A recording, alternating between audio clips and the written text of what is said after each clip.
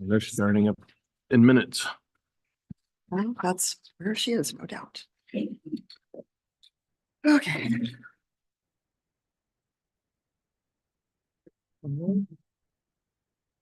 He's on vacation. He's usually gone for a bit in May. Yeah. All the city council. City people. council. Yeah. It's an assigned deal. Sounds ominous. Bring your shock collar. I'm sorry. Yeah.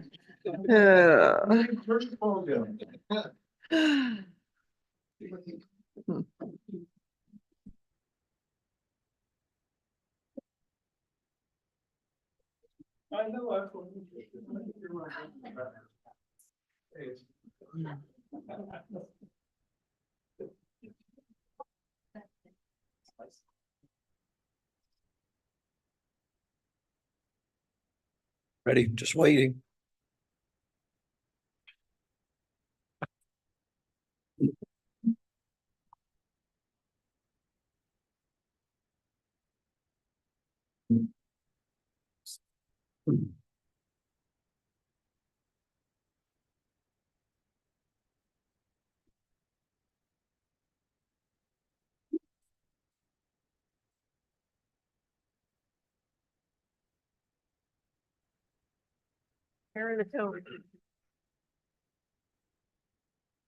All right, I'm going to reconvene tonight's meeting of the Dalles Budget Committee meeting. It is Tuesday, May 14th. I'd like to call this meeting to order. May we have a roll call, please? Scott Randall, Present. Darcy Long, Present. Tim McLaughlin, Present. Dan Richardson, Present. Dan Olenberg, Present. Allison Schock, Present. Serena Smith is absent. Ben Ring, Present. Sandy Hakrell. Here. Rod Runyon is absent, sorry. At this point, we need to have an approval of the minutes from last night's meeting. Has everyone had a chance to review those? All right, then may I have a motion, please, to approve the minutes? Mr. Chair, I'll move to approve the minutes. All right.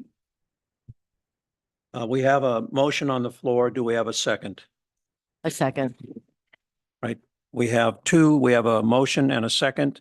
Do we have any debate, any discussion? Hearing no discussion, or then all in favor say aye or raise your hand. Aye. And that's unanimous. So we will now continue with, where do we start here? Yes, Chair. What we'd like to do is we're trying to take each of these funds in turn. So we want to kind of bookend the general fund discussion that we had last night, primarily focused on the parking lot item that you'll see to my over my left shoulder regarding safe spaces. Included on your dais this evening is a recent correspondence that I received earlier today from Safe Space, which details provide some additional details on their success to date with the Hood River office that they've established, along with some additional detail with their request for funding from the city of the Dalles. And down near the bottom of the one pager, a little bit more detail about what it would include. If you'll note right in the middle, they have a new goal to raise $500,000 to start up a children's mental health wellness program and continue to work on finding space for a satellite center here in the Dalles. They recently submitted a grant to the Ford Family Foundation for $140,000. And the request that they had submitted to the city previously was for $25,000. And so before we move on to the other funds, I wanted to see if there was any additional questions or discussion that the Budget Committee wanted to have on this item before moving forward.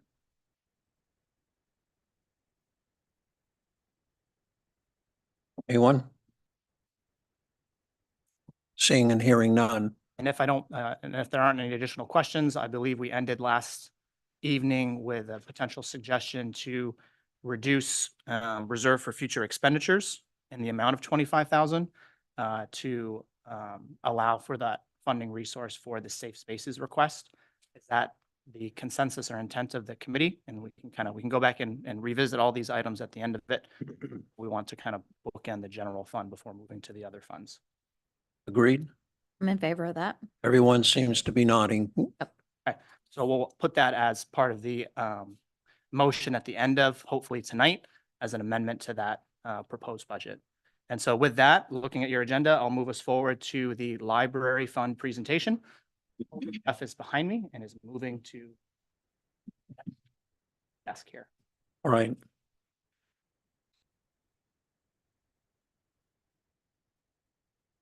Question, do we need to establish a time to end the proceedings with approval to move on or to expand or My suggestion would be to follow the general consensus from last night.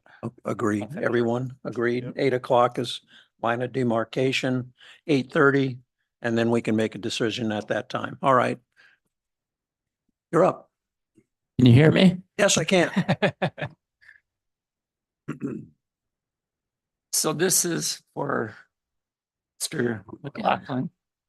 What do you call a woman standing in the middle of a pickleball court?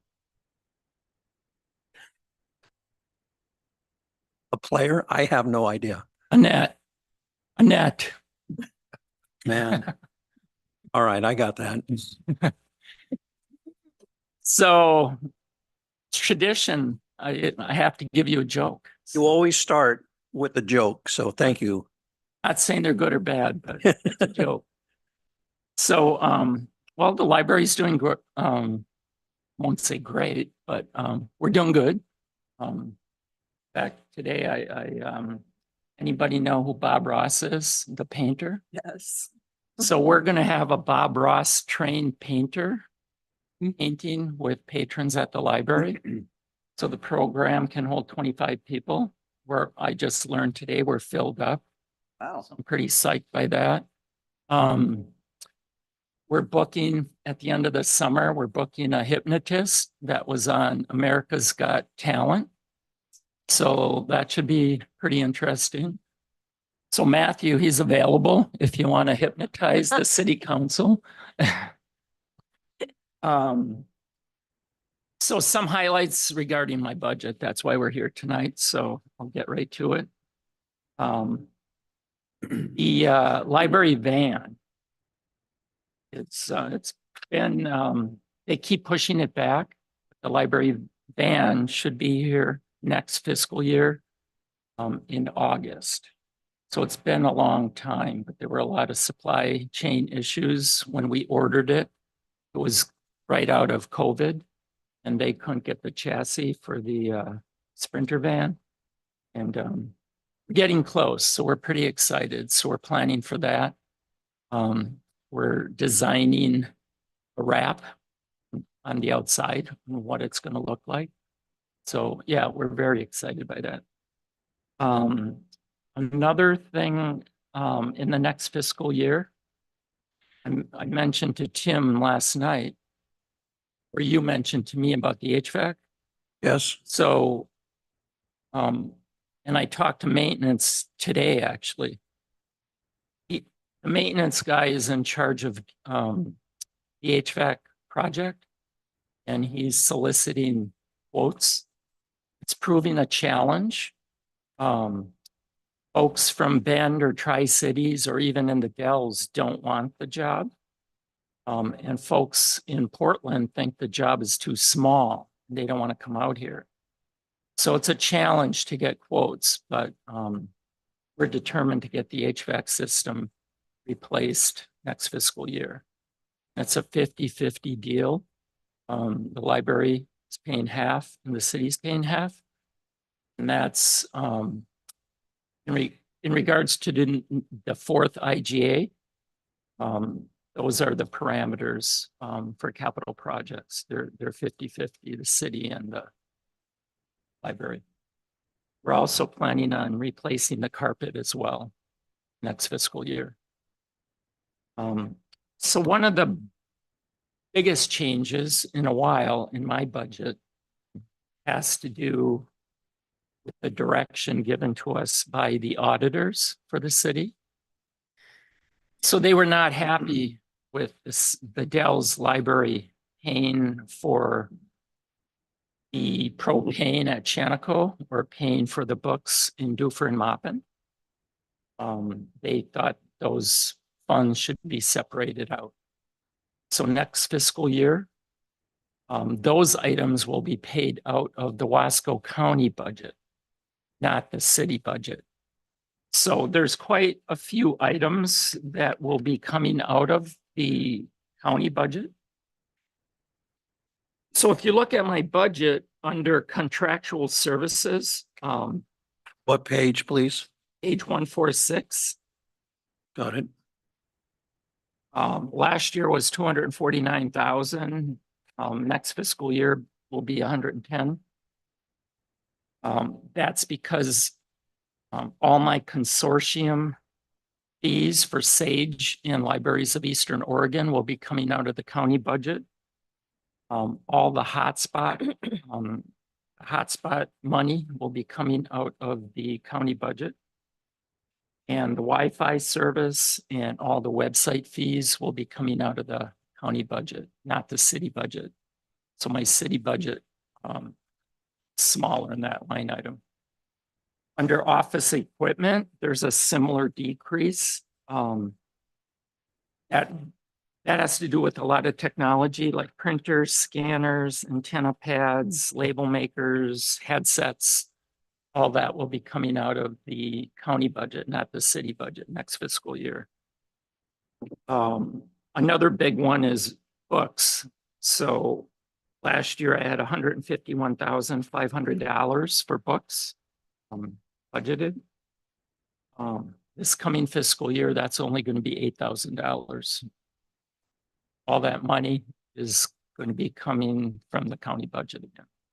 Wow. Same thing with computer software, that's being reduced, that's coming out of the county budget.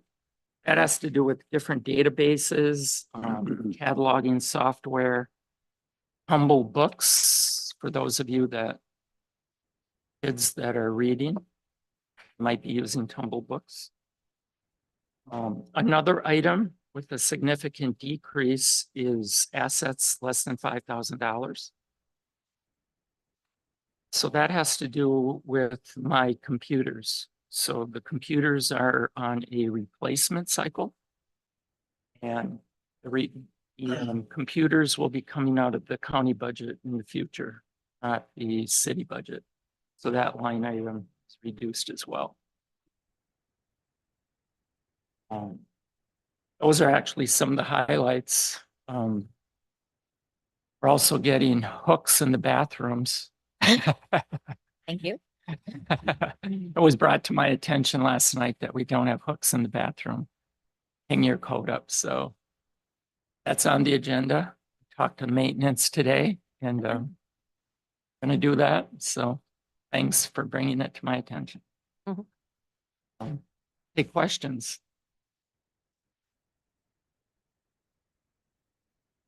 What is dark fiber?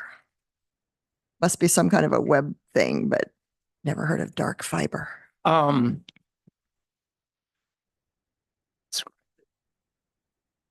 We have to pay for fiber optic cable up at the library. If We I may. call it dark fiber. So one of the Confusing. distinctions, you have lit fiber and dark fiber.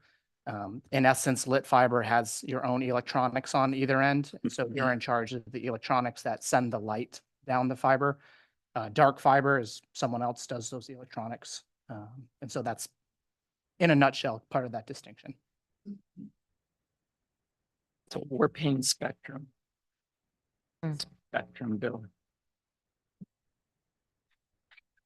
Jeff, can you give us sort of a context or just explanation? I'm just looking at the library fund, the grand total library fund. It's on a couple of pages. You can look at it, see it on 145, for instance. And just going back a couple of years, it's popping along at 1.5 million, and then suddenly it's like 4 and change. What happened there? What's the change? Well, during the COVID years, a lot of stuff we didn't spend a lot. Books, a lot of stuff. Yeah. We've had a couple new items between, I don't know if you remember, last year I brought $195,000 in interactive play equipment. That was going to go in the children's room. That did not work out. The firm that was going to sell that to us, they couldn't get it to us for like 5 years. And then there were issues with the height in the children's room. So we decided not to go forward with that. And then also with the library van, that's been rolled over a couple times. So that's like close to $500,000 right there that didn't get spent out as well. Thank you.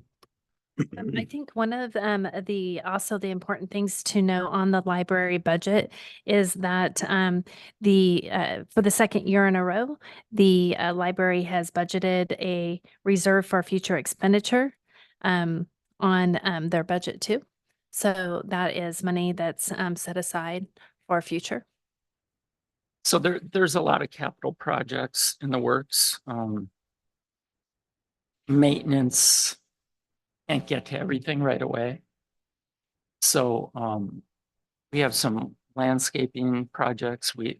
There's roofing project on the horizon too. All that stuff is going into reserve for future expenditures. Also, there's money in reserve for future expenditures. Or also contingency if the project for the HVAC comes in higher than anticipated as well. So like Angie mentioned, the reserve for future expenditures, that's where a lot of items are getting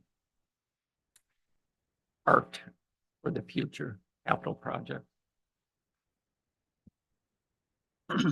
On page 143, major issues to be resolved in the next 5 years. I noticed that the HVAC system has been addressed in those major, creating a more unified library district. What does that mean? Well, it's actually happening with the items I mentioned today. Yes. With all those items coming out of the county budget instead of the city budget, it's sort of creating a more unified library district.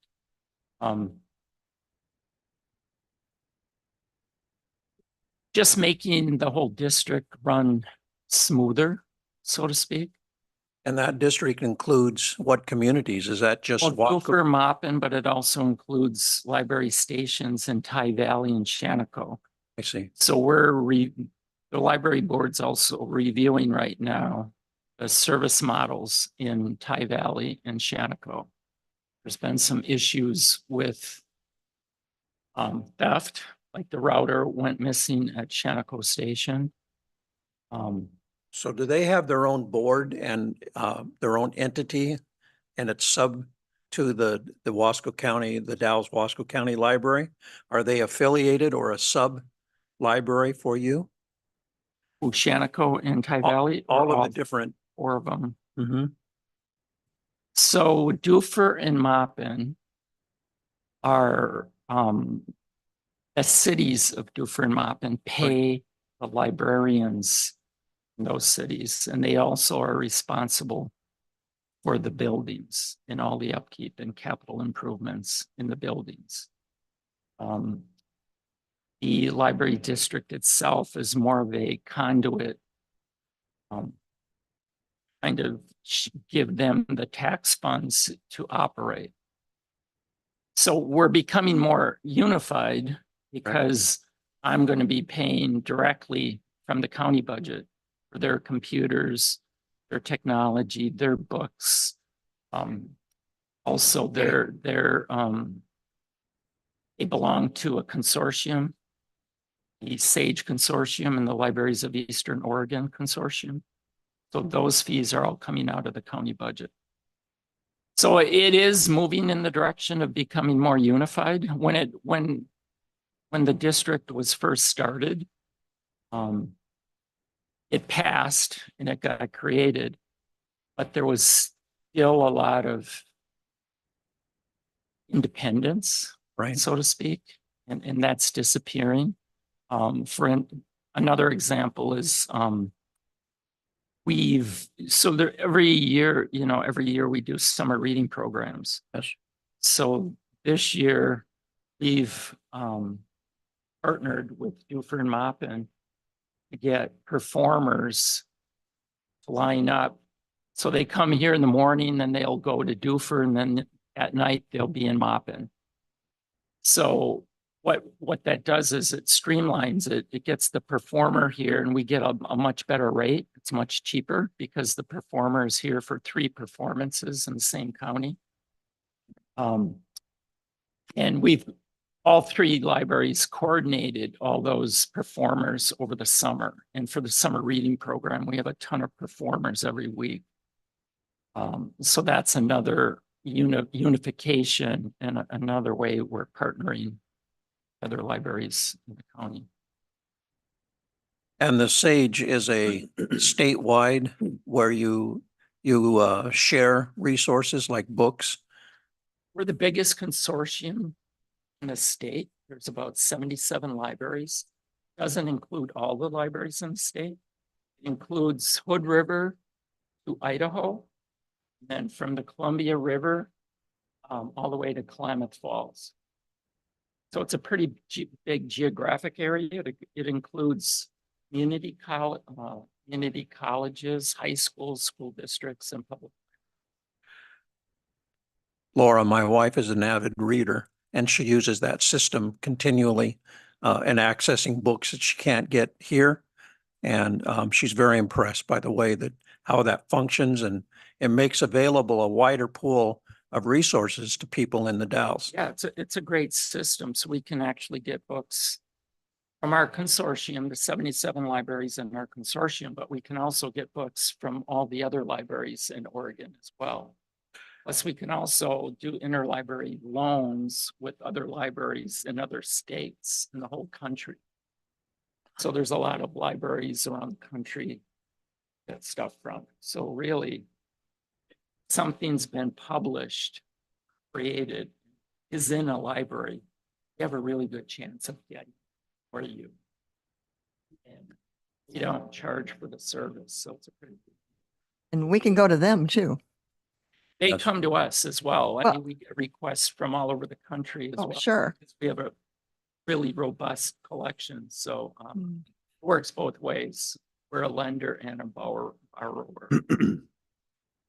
I have one more because it seems like we're creating a more unified library district. We're replacing the HVAC. We have plans for that. We're allocating resources among libraries as economic conditions changes. And Angie, I think you addressed the fact that we're putting some reserve funds in the future for, it sounds like you're meeting a lot of the major issues that you raised here in our current budget. Yeah, pretty soon I won't have any more goals. Anything that we're missing? I noticed in the newspaper that we had an article about some concerns, but they were never really addressed. Are those being resolved? Yeah, they are. Talked to Tyler Stone today as well. And I talked to a few members of the library board. I was on vacation last week. The city met with the county commissioners. And, things got a little excited. Okay. But I think there was a resolution, and I believe both sides are ready to sign it. Correct. This would be the 4th intergovernmental agreement, That's right. which was an effort to review the prior 3 overall and the genesis of some of these documents and the relationship that the city has with the Wasco County Library Service District, and address some of the challenges that were cropping up in order to best position us to address some of the concerns that we've been talking about. Deferred maintenance at the library and ensuring that we're all on the same page with how to continue to provide the good library services that we have here. in the Dalles and Wasco County. And so there were a couple points that needed to be ironed out, but I'm very confident, as I mentioned in my budget message last night, that that'll be accepted by the Wasco County Library Service District.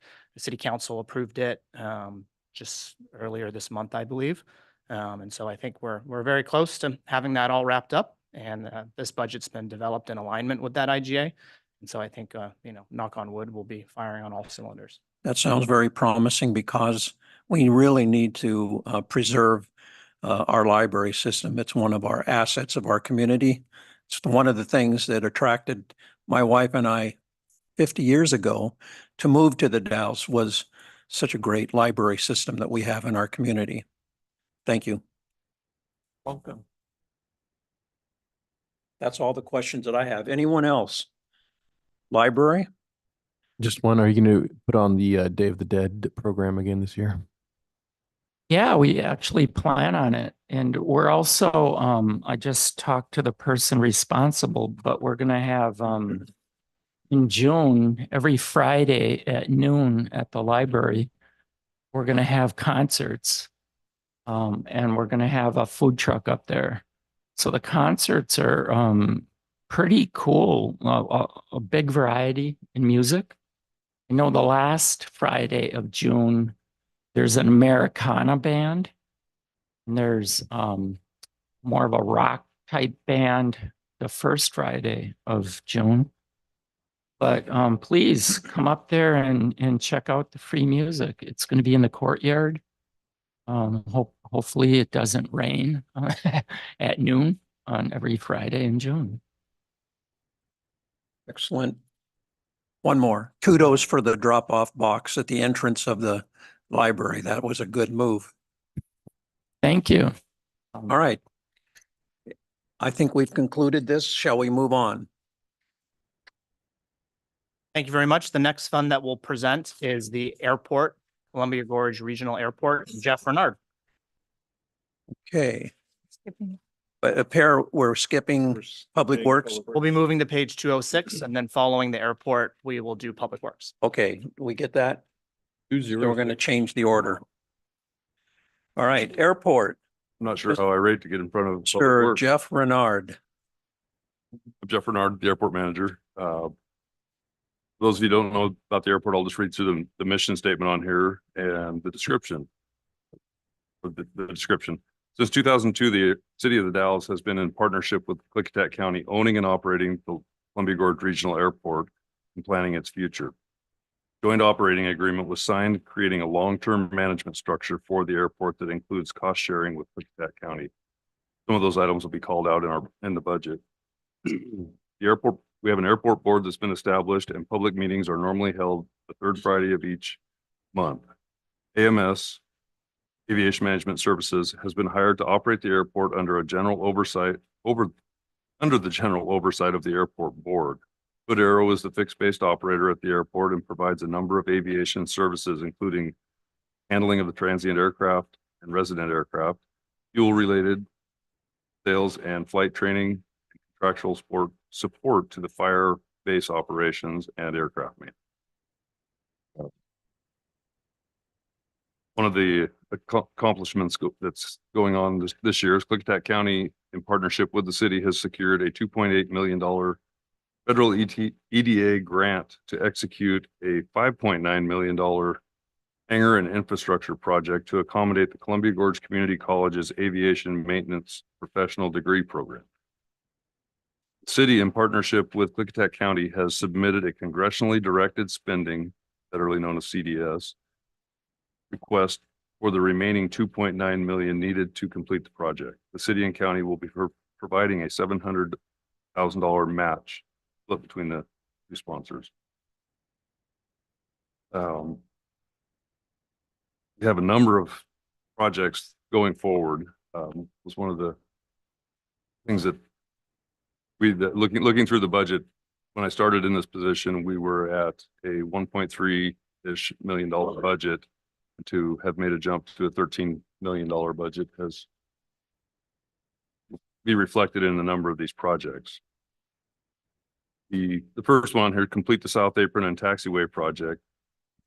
a $3.4 million project that was funded by the FAA and a Critical Oregon Airport Relief Grant Funds. That project is all but finished and in the closeout stages. We've done that already this spring and just buttoned it up on for the last week. At the college building, we have developed a strategy for the additional 11 unit T hangars. That is actually will be reflected in the budget as well. That I was able to apply for a Connect Oregon grant for 2.4 million. And we have a pretty favorable nod on that as well for being able to get a couple of more buildings out there as revenue sources. I'm still working with the state of Washington and trying to figure out why our airport gets to pay property taxes and every other airport in Washington doesn't. That's been a formidable project. And just lots of little other projects, emergency generator installation, runway lights, and fuel island. We have a FEMA grant and another Oregon grant to put in an emergency generator so that in the event we do have a catastrophic failure of power, we will be able to have the fuel system, 2 of the main buildings, and all of the runway lights back instantly come on with a pardon me, with a transfer switch. I just keep reading on those, but expenses, couple of the things that I noted on here, our contractual services are at 180,000. 30,000 of that is used for grounds maintenance at the airport. The auditing services took a substantial jump, which I believe Angie has alluded to for our audit challenges that we've had. The engineering services, I believe that was I don't actually have a good solid answer on that one. I'm not sure why. I believe that is tied to a bunch of the projects that we have done that we didn't have in previous years. As like I say, with the amount of projects we have going, there's a lot of engineering behind each of them. That budget number has jumped. Buildings and grounds, we've had a fair amount of deferred maintenance, put a roof on a building this year, and I've got a couple other roofs projected, and we will have to do some work to the on-site residents at the airport as well. It is a 20-year-old single-wide mobile home that is well seen its life, so we're gonna try to get some rehab done on it. Rehab or replacement? Replacement would be grand, but I don't know. Right now we're putting Band-Aids on it. I would like to see it replaced, and I've got numbers for that. I do not have it in our budget to do the replacement, but has been part of our airport board meetings conversation, as you know. As I know. Comes on the airport board as well. Where were we? Let's see. Everything else, got the vehicles and repairs and maintenance has a $40,000 jump in it based on the need for some additional equipment to try to stay ahead of the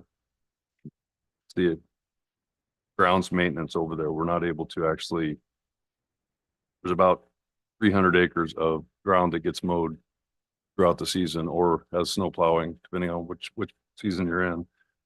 So our goal is to continue to upgrade the equipment. Some of that Tom alluded to last night was the city has afforded us the couple of their police department's old vehicles. We have the dog catcher truck now and the old code enforcement's expedition that were being surplused and going to be sold, and we've moved them to the airport. So now we have well lit and professional looking vehicles. I had them branded with Columbia Gorge Regional Airport on them, and they're great addition and kind of give us a little bit of presence that we never had over there before. That has driven some of my budget numbers up.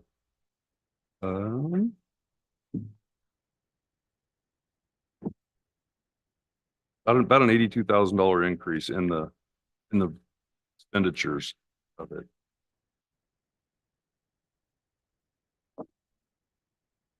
And I can walk through each of the funding sources for $13 million or if there's specific questions that people would care to have me answer, I would do that as well. I have on page 208 at the summary on the revenues and this year it was 7,378,000. Next year, 9,619,000 plus other sources of income. Look at that jump from 389 to 2,180,000. How do you account for those jumps? It's at the top under page 208, under revenues, at the end under proposed budget. Maybe you don't see it. I do see it on that line, and I apologize. I'm just trying to account for why massive amounts of increase. might need Angie to assist me in that if we can. We've got a number of different funding sources through each of these different grants. We've got grants with between the city, or excuse me, between Okay, so State of that Oregon. inclusive of grants. Correct. So Oh. those are grants that we either have or we're anticipating. There are state of Washington grants, state of Oregon grants, federal grants, and also potential contributions from the city and county. And so when you start looking at these very large infrastructure projects that Jeff is working on over at the airport, you have some pretty substantial dollar figures. That makes sense. It caught my curiosity. More comment? Other sources would also be a loan that they have in the budget for the CARB loan for the community, Gorge Community College. So that would be another source, not revenue. That is a $2.1 million loan from the Columbia or Community Aviation Board, which is a Washington loan funding. That a number of these funds that we're working with here are tied to the EDA project and the college hangar, which wasn't previously part of my purview, and it's been moved into my budget in the last few months. And I'm still catching up on which part of those funding sources do what. And I can add some additional context there where the EDA grant was submitted a number of years ago, and there was a substantial processing time between submission and award, several years. And so the cost estimates for that hangar in partnership with Columbia Gorge Community College outstripped what was asked. And so we've been working with the Economic Development Officer here at the city, as well as with the representatives over at Klickitat County to figure out how to close that gap. A loan is one portion of that. The congressionally directed spending request is another. As we all know, many of us are aware of, the cost escalations during COVID Yes. and ongoing have made it difficult to fill that gap. All right. Other questions? Anyone? One of the 5-year goals that you have listed is financial stability of airport operations. Is there anything in particular that's forecasted or foreseen coming up in the next couple years that we can maybe? We are successful in October in getting the $2.4 million Connect Oregon grant to build 2 more additional rows of T hangars that will put us within an arm's reach of sustainability. One of the things that's always been unique about the airport is that the 65,000 that the city of the Dalles puts in and the 65,000 from Klickitat County, that number hasn't changed since 2002. Everything that this entire budget, other than that 130,000, is based on revenues driven from the airport. And that was a personal challenge when I took the position, was that inside of a few years, we should be able to have this thing self-sustaining. And we've had a number of years that we didn't have our CPI increases, just different deferred things that we've been able to catch up on, and now actually creating some new revenue streams. Closed runway, the helicopter firefighting assets and whatnot, actually managing that for the profit center, actually tracking each of my rentable assets over there to where we project where we're going to be. I'm working on a better report for that. Jonathan's prompted me onto a couple of different ideas of how to ensure that knowledge is publicly available. And if I may, take the opportunity to highlight, we'll talk about this a little bit more in the Special Enterprise Reserve Fund. But if you turn to page 211 under revenues, one of the line items is intergovernmental revenue, and then down closest to the end of the page, you'll see Special Enterprise Reserve revenues. These are grant and loan dollars from Clickitat County and the city of the Dalles, the loan specifically in addition to the grant, to support the match needed for the construction of the T-hangars. I can speak more about it when we get to the Special Enterprise Reserve Fund, but part of the rationale there is that they're revenue generating T-hangars, which provides a source for that loan. We'll have those monies back to be used again in other fashions as we move forward. But then after that loan is paid off, those revenues would go to support the airport. Mr. Chair? Yes, please. Comment? Yes. Yeah, so I just want to say that, over the years that I've seen a real change, in the airport. Obviously, we've had a change in management. But Mr. Renard really shines when it comes to outside of the box thinking, and he's really come up with some interesting revenue sources that we never explored before. And so I know that how much you love public speaking because you told me it makes you nervous. But if you get over there in that old dog catcher truck with him, he comes alive. You should really go on a tour. He's got tons of ideas. It's pretty cool. Mhm. And so about your ideas, what are you planning for the design and building out areas of the airport not planned for aviation use? There has been a number of different ideas that I've had thrown at me from the public. One of them is with the phase 2 development of the business park. It's over there. It will eliminate the existing closed runway that is used every weekend by some sort of an automotive group. That the design of the business park will just, it's going to decimate that piece of blacktop. There are so many people upset about that there's been just a huge outcry from each of the agencies that uses it, from all of our local police departments. We have Salem, the Oregon State Police come up. We have Gresham PD up here. We have Motorcycle license. yeah, training. and say yeah, Team Oregon with the and then Oregon State autonomous vehicles, the Northwest Auto Association. There's a number of different agencies that use it. So that being said, one of my ideas that Darcy was alluding to is that we have this piece of ground that has a natural amphitheater on it, and there's an opportunity. I feel like there's an opportunity for an event center of some sort. Repave another piece of property down there where we can continue to have all of those automotive events, but also be able to have, like last year, there was a Hispanic rodeo that was put on over there. They had 3,000 people there. And the community didn't even know it because it's over there in the noise district. And I had one of the county commissioners text me at 10:30, 11 o'clock at night and says, "What are all the lights at the airport?" But there was no noise because it all blows up to the dam. And it was just some of that type of stuff. I think there's so many different opportunities that benefit our community and our whole region. I don't have anything pinned down yet. It's 5 years. Or sooner. I just want to reemphasize construct a new airport terminal because it's so old, and that needs to be kept on any of the next prorated budgets coming up. Also, I noticed charter or taxi air services. I thought because of the length of the runway, we were not, and also the fire on site, that was not eligible. We were not eligible for.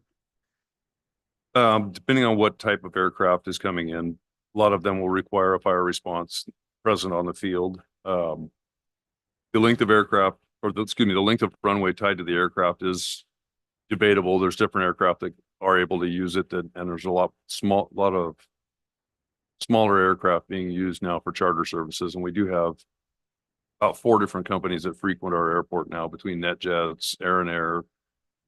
There's a couple of other boutique airlines that come in now, and they're just delivering private citizens back and forth. We've got 4 businesses locally in the Dalles now that have their own jets that move between their corporate offices and whatnot out of here.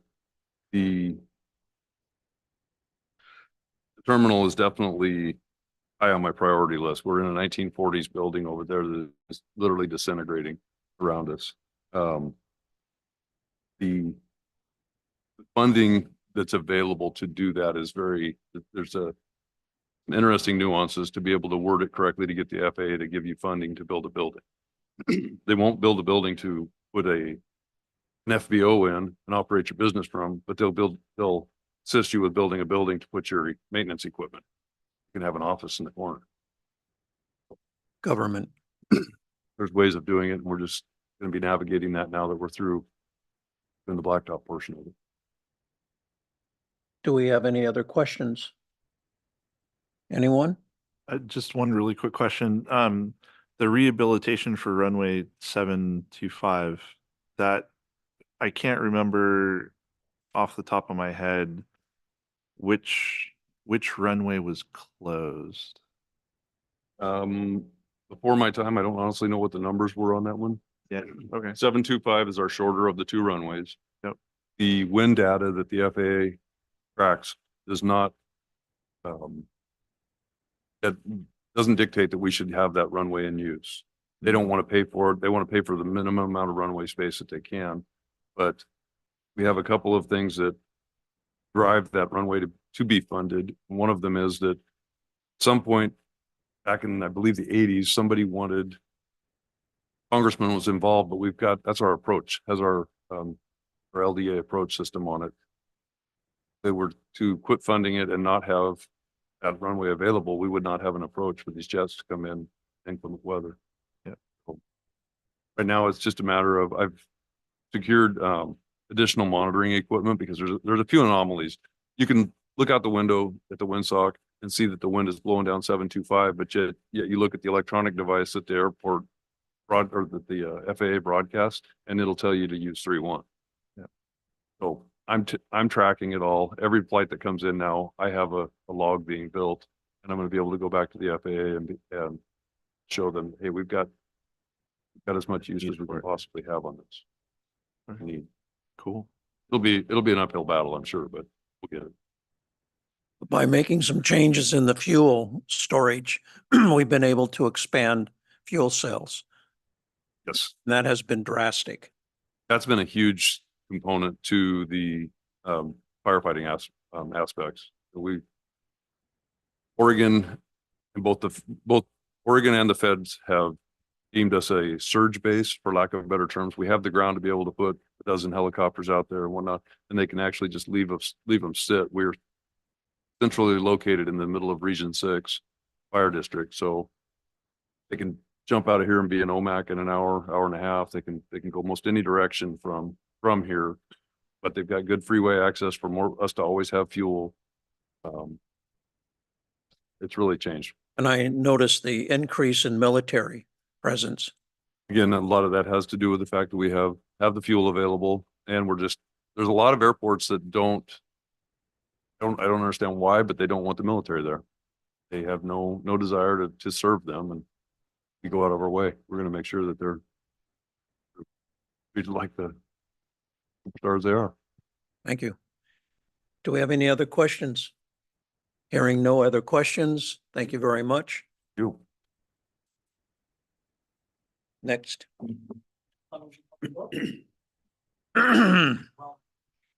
Well, no. I did not stop by to get my shock collar, but I'm. I'll try to act and assume that you have it.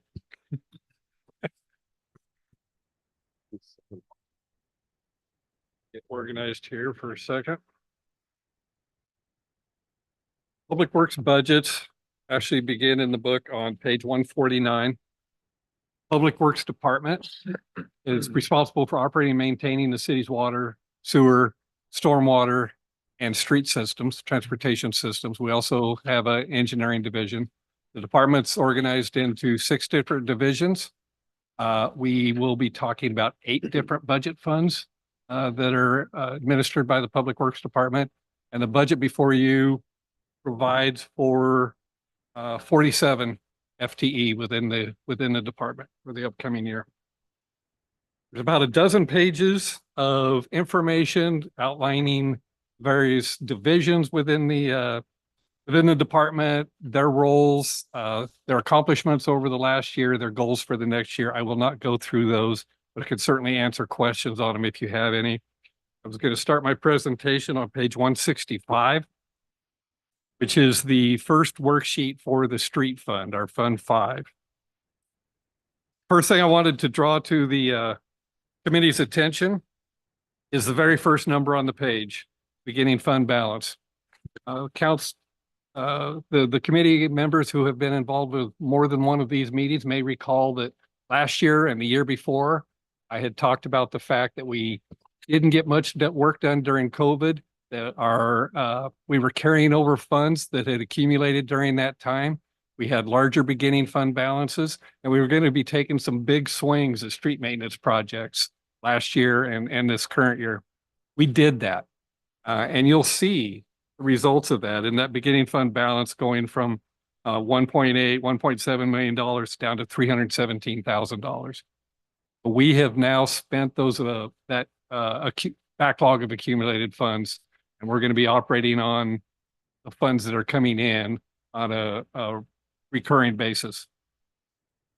The next number I would draw your attention to, just because there was so much fun around it at the very beginning of this hearing, which when the committee was adopting its motion for use of state shared revenues, remember the motion was remade and identified that the highway portion of those state shared revenues would come to the street fund. Well, 6 number down is this $1.3 million. That's those state shared revenues coming into the street fund. If that hadn't happened, we wouldn't have much to talk about in this fund tonight. So thank you very much for that correction. And then the only other number I was really going to draw your attention to in the revenue side is about 3/4 of the way down through the revenues, the $750,000. This is the $750,000 that the general fund is contributing to the street fund so that we can do more maintenance projects and continue work on our ADA transition plan, which ADA is the Americans with Disabilities Act. It's our program to install sidewalk ramps that are compliant with those ADA standards. And thank you for putting one by the senior center. There is a plan that has been developed that tries to prioritize. First, we have a backlog of projects where the rules require that when we do certain kind of street maintenance activities, that we do the ramps at the same time. There were a few years that we did some of those maintenance activities and didn't do the ramps. So we have a little bit of a backlog with those projects that we're catching up with. And then the other priorities are areas like that, routes to schools, some of the commercial areas, so that we try to get the most bang for the buck in the early years of this plan. What is the ZAO group? ZAO Group is a company. There was discussion about fiber earlier. So fiber is fiber optic lines.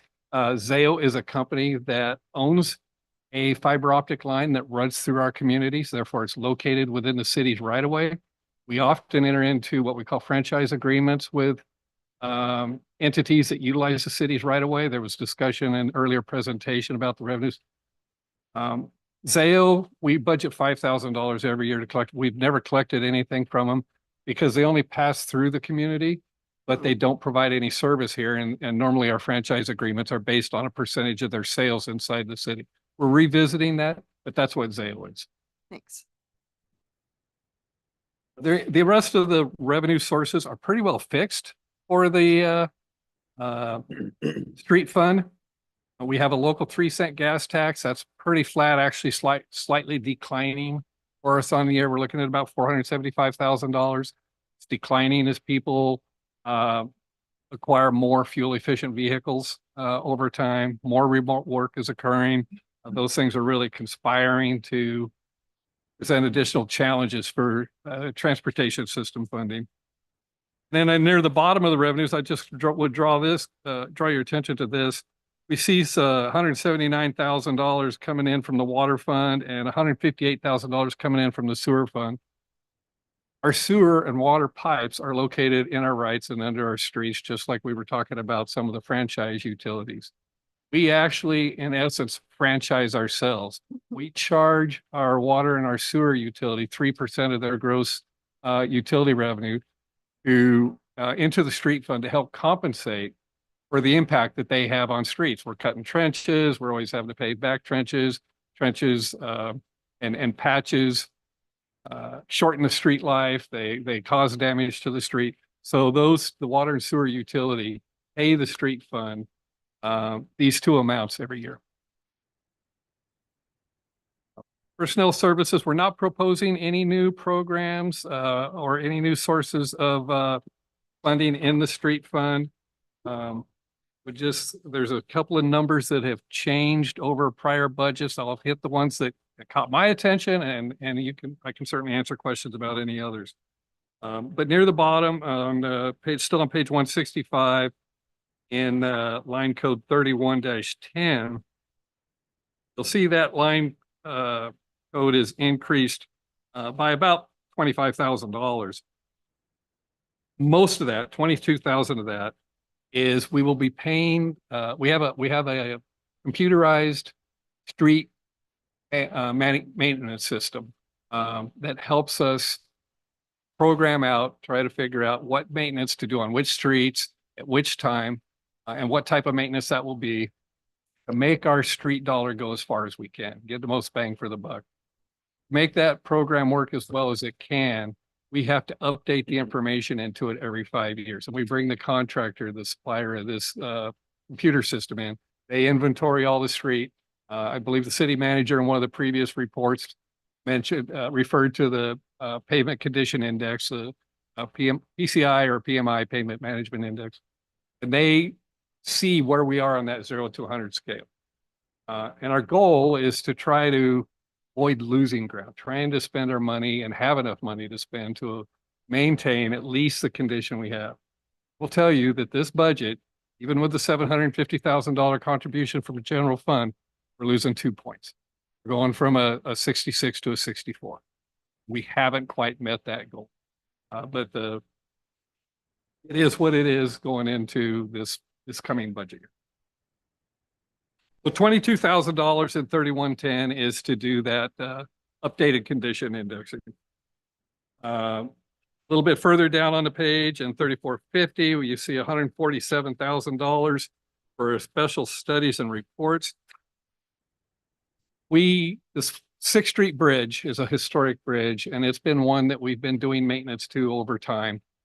Oregon Department of Transportation comes in and does a condition assessment on that bridge for us every year, gives us a recommendation of the repairs to be made, and we make those repairs. And we were expecting another report with recommended repairs. The last report we got was actually recommended replacement of the bridge. Oh, So instead of we were planning to do a $20,000 study to really figure out a good long-term repair program. Now we're going to spend, closer to $150,000 to do an engineering study to try to develop what the concepts for replacing that bridge. So that'll be an effort undertaken in the upcoming year. And I'm looking on page 167, you'll see a significant increase about 2/3 of the way down to the page in line 6087. This is really not an increase in total budget plan. This is an accounting change. Historically, we used to put some of our maintenance activity later in the budget into 7,000 codes and called them capital projects. But they truly were just maintenance projects, like chip sealing the street. We're not building a new street. We're just doing the equivalent of painting a building. Not building a new building, you're just doing maintenance on it. And this came from the auditors of last year's budget. And they recommended that we move some of the things that we were considering as capital projects back into maintenance. 6087 is the line code where we buy our maintenance supplies. So you'll see that number increase because our chip sealing is now being accounted for here. It won't be identified later in the budget like it had previously. Another line item that increased a little bit was down at the very bottom of that same page, 6980. We do have a $15,000 expenditure in there to buy new road counters. The road counters that we've got, the old tubes that we put across the road, are worn out. Now, as we move on to page 168, you'll see the capital projects under 7510. And this is where we fund our ADA project. We've got $350,000 there for sidewalk ramp construction. We do have nearly $170,000 for some repaving projects. Repaving projects, even though you're still not creating a new street, you are extending the life of that asset by more than 15 years. So those still qualify as capital projects.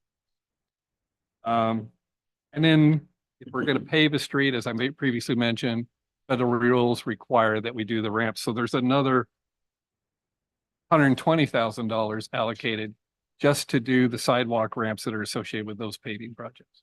We don't create a new backlog of projects that we're out of compliance with. And may I ask, what is a billy goat stand? Oh, I meant to, I was waiting to see if anybody asked.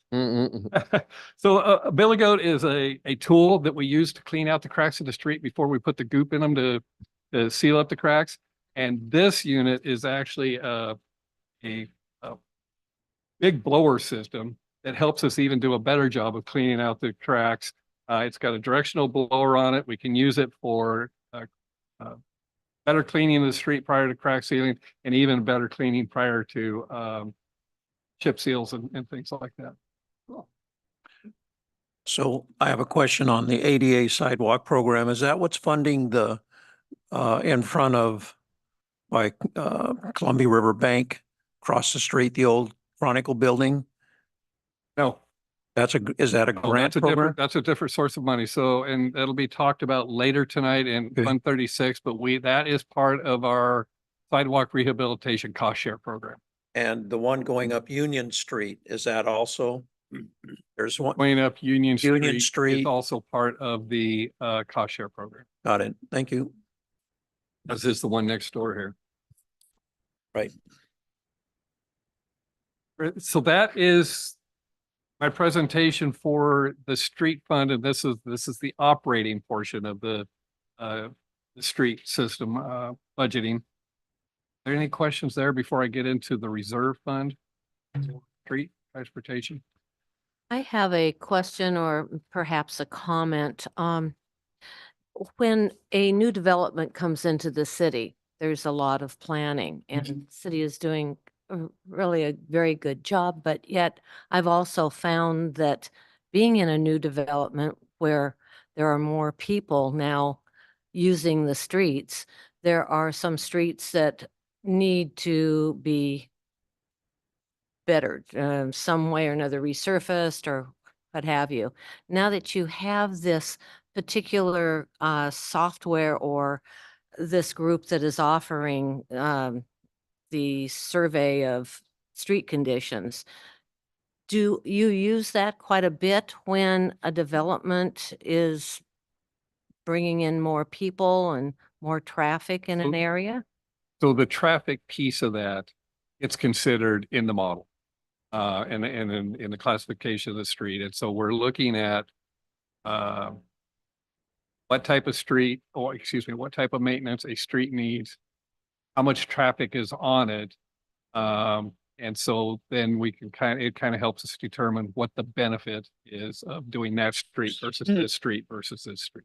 So yeah, because of the traffic, amount of traffic, it does get considered. Mm-hmm. As far as timing of the streets being reviewed and improved, do you wait until all the homes are built, or can you do some things in the meantime? Well, if we do some things in the meantime, certainly. The only time I guess streets get constructed associated with the homes being built is usually if it's a subdivision. And then the developer is actually building that new street. In terms of streets, the existing streets where there's just more homes being built over time, and the same situation we were talking before with the other commercial development is we consider how much traffic is on that street. And then we're just trying to spend those dollars best we can to provide the broadest benefit to the biggest part of the community. Did I answer your question? Yeah. For the most part, yeah. Mhm. I have another question though for you. And it's more specific towards Curtis development up near Cirrhosis Park. I'm understanding that that development is so that the city doesn't have ownership over the streets. It's a privately held area through Curtis Homes, and so they have to maintain the streets within their development. Is So, that a correct? lot of times with the larger subdivisions, there can be a combination of public streets and private streets involved. And within a subdivision, oftentimes they choose to have those be private streets. Um, Developers do that because different standard, a lesser standard actually that they have to develop to. It's their choice basically at the time that they're proposing the development, whether they want to dedicate land to the city for there to be a city street on and build that street to the city standards that the city could then accept and maintain over time.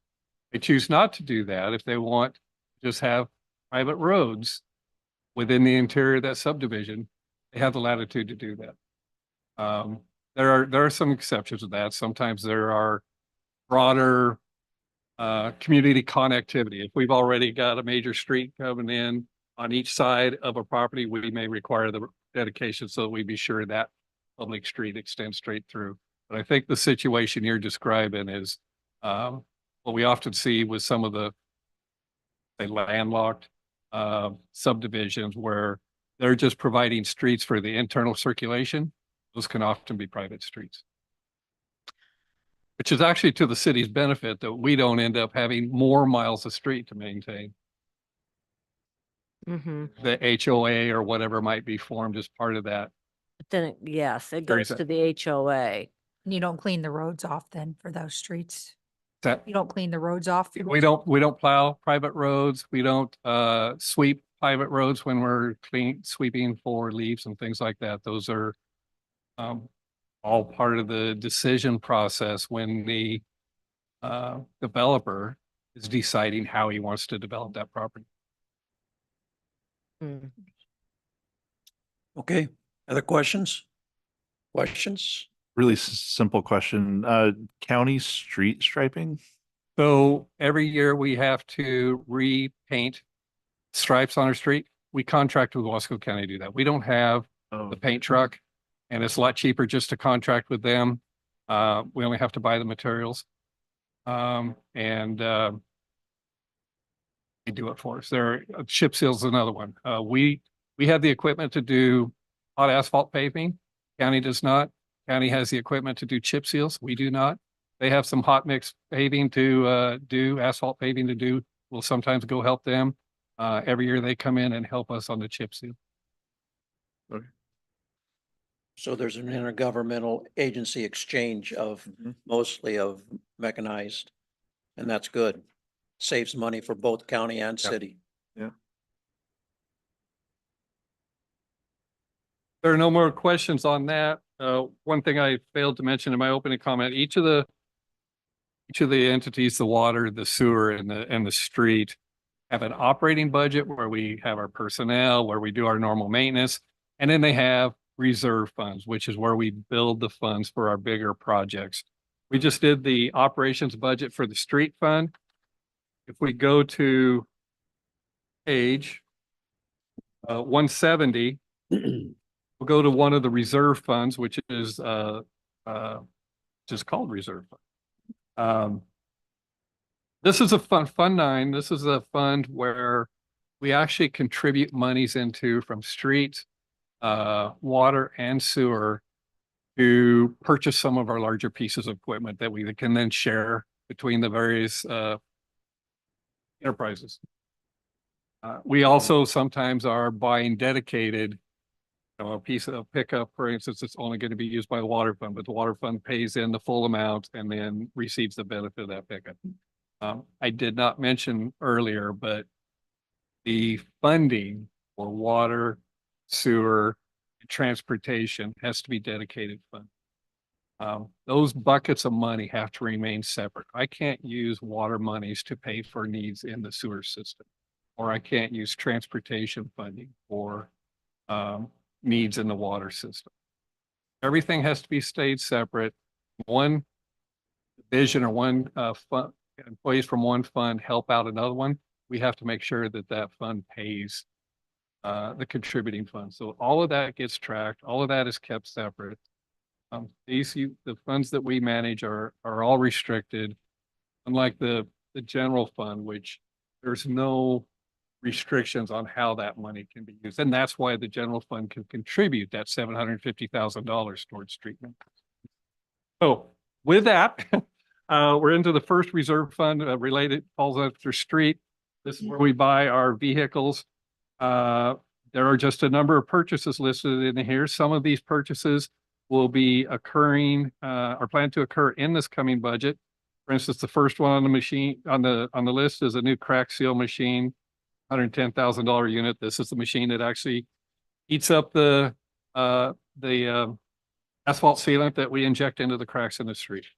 The one we've got is, gosh, it must be about 20 years old now, I believe.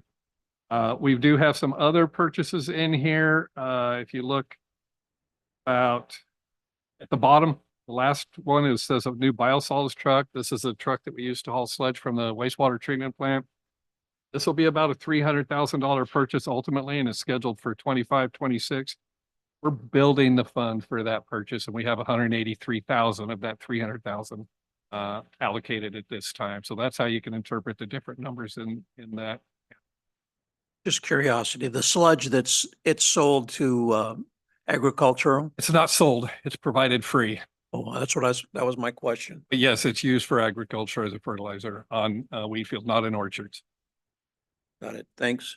Only in the year that it's not growing the crop. Any questions on Fund 9? Hearing none, we move forward. Next page is 171, the Transportation System Reserve Fund, and this is a reserve fund actually for our street system. And this is, again, where we build the funds for our larger transportation system projects. You'll see we have a beginning balance of $1.8 million as the first number on the page. We're building that up as we are accruing funds to undertake the next and final phase of what we've been calling our Scenic Drive Stabilization Project. These portions of Scenic Drive had some shallow earth movement occurring, and some very steep embankments cut into it from the development that had occurred on the downslope side. We've now completed first 3 phases of the project, which was to install a retaining wall and stabilize all that. The 4th phase will wrap up the project with a reconstruction of the street and the reconstruction associated and sidewalks and also the storm system. So we're building the funds for ultimately completing that project a couple of years from now. Now we're still pumping water from the aquifer underneath there. And I don't want to confuse the movement that we were seeing or the instability we were seeing and are addressing with this project with the deeper Kelly Avenue slide. Understand. The Kelly Avenue slide dates back to the 1980s. It's over 100 feet underground is where that movement was occurring.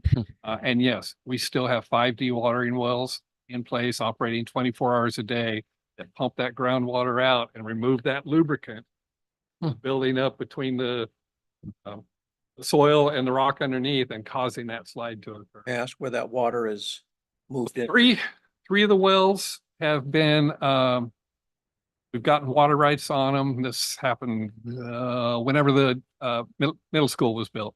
And water from those 3 wells is sent to the middle school for thermal recovery to reduce their heating and air conditioning costs. They also had the ability at one time to use it for on-site irrigation. I'm not sure they're doing that anymore.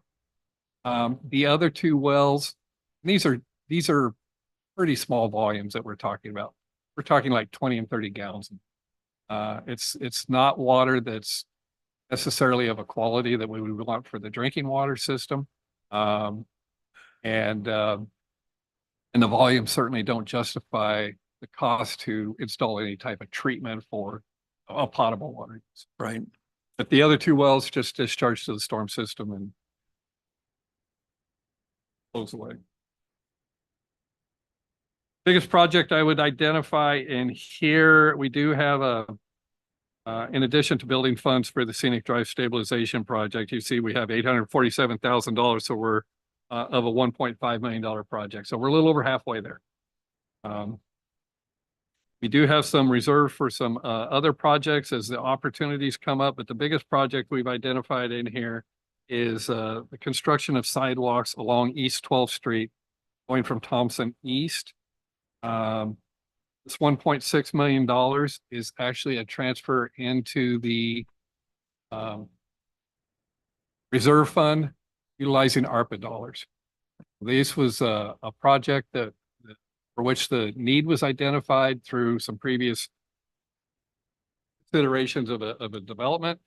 Comments from the community identified there was certainly a need for this sidewalk. Issues of safety were raised. The ARPA dollars are one-time dollars. This gave us a one-time opportunity to build this project without taking away from our other street maintenance activities.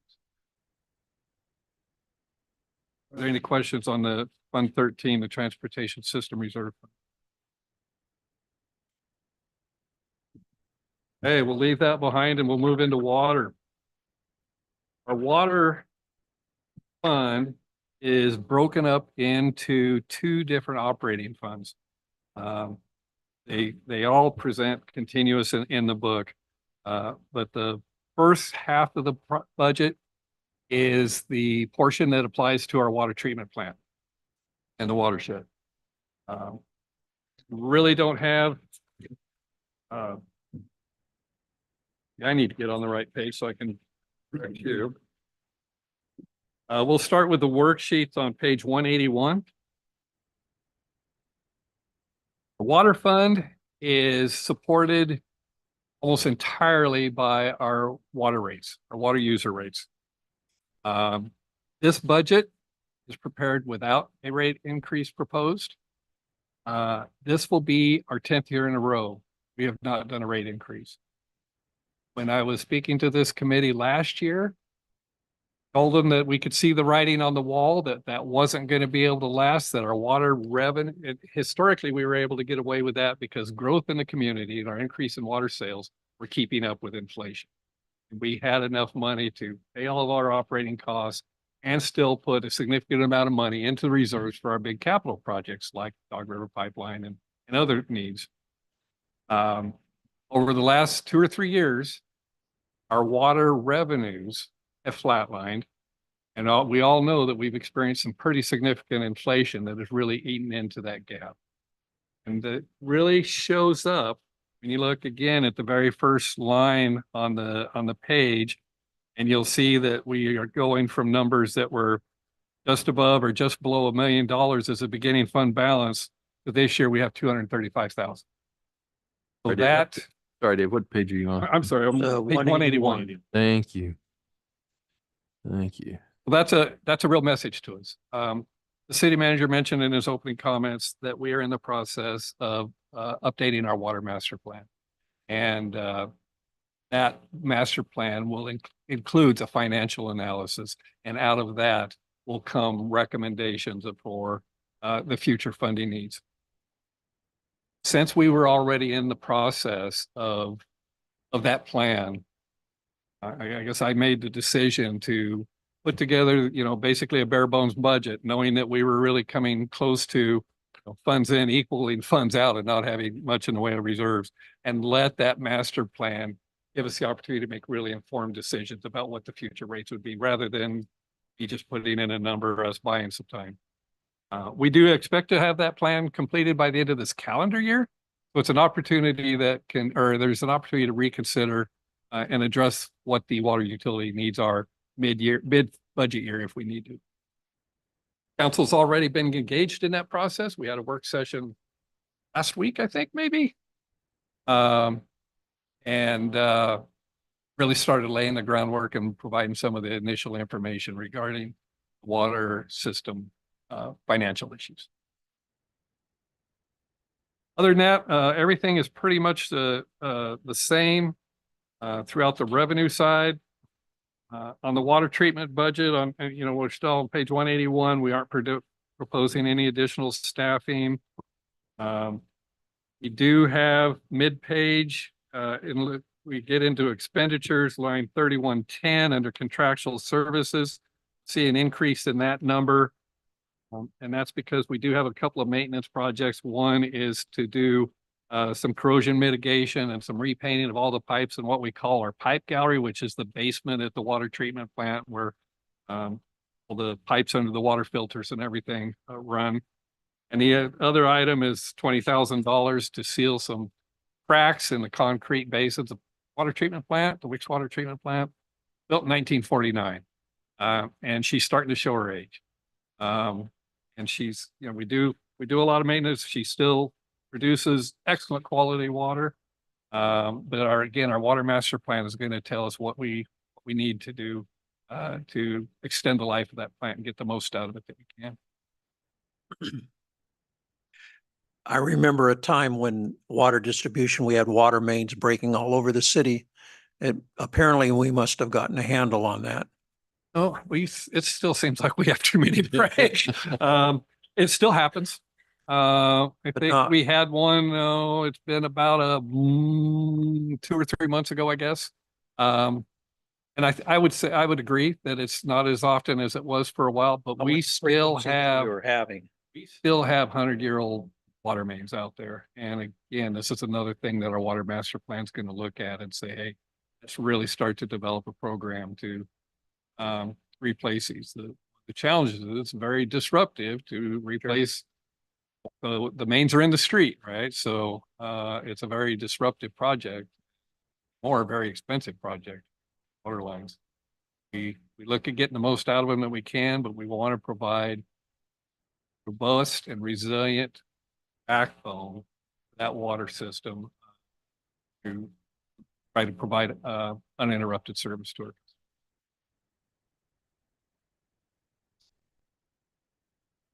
I think let's see, there's a couple of other, page 182, about 2/3 of the way down in line code 4420, you'll see a significant increase there from $400 in the current year to $10,000 next year.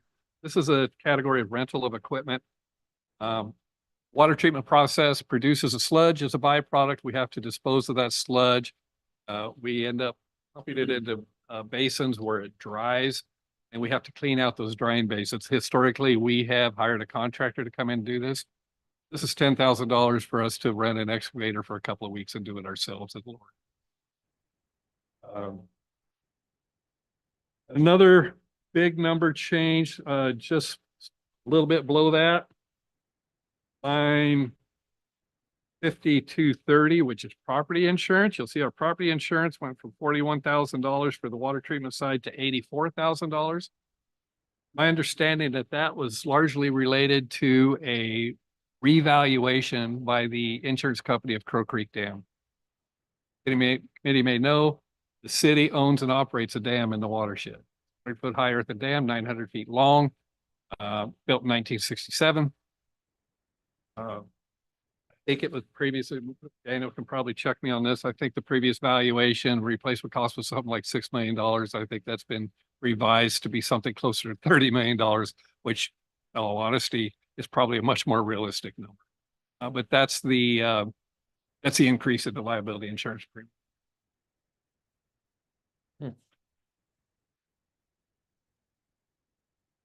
Moving on then to page 184, we switch from the water treatment plant side of the budget to the water distribution side of the budget. And the water distribution side is responsible for operating all the pipes inside the city.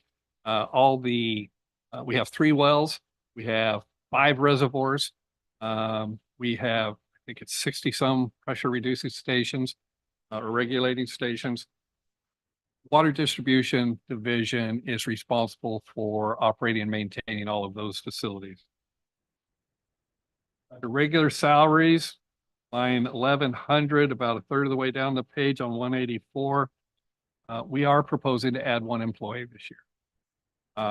We have a number of annual tasks that we are attempting to complete, including replacing 10% of our water meters every year, trying to flush the system every year. We are going to be, and we have not been successfully able to complete those in the recent years. The workload has just gotten beyond our existing workforce. And towards the end of this calendar year, 2024, we will be taking on more water distribution facilities. As part of an industrial development on the port, city going to be receiving 2 new wells, 2 new reservoirs, and a new pump station. So there's going to be more system to operate and maintain over time. And all of that came together in our minds to justify the need for adding 1 staff person to the water distribution division. So you'll see that increase in the personnel costs shown on 184.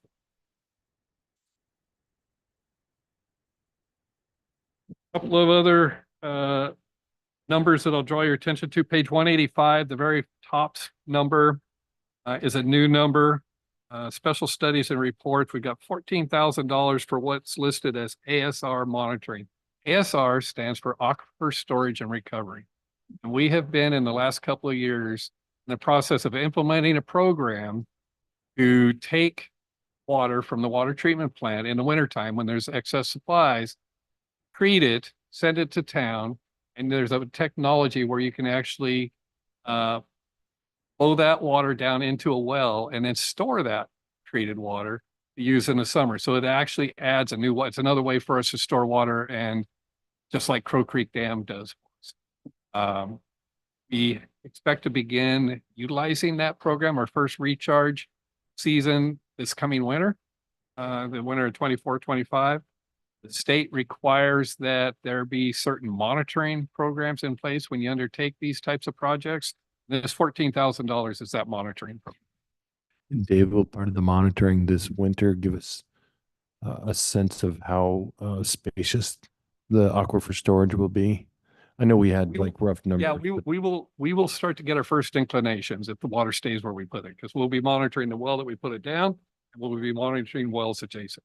Because it was potentially significant, like seriously significant bit of storage. So we do have the water rights, and the aquifer portion of it is very significant. Have some limitations on the surface water side, which again, the master plan is going to identify and give us some guidance on what to do. But we only have so much water in Crow Creek Dam. We only have so much wintertime capacity at the treatment plant. So there are some other bottlenecks to be addressed to fully realize ASR. But we're getting the first pieces in place. Thank you.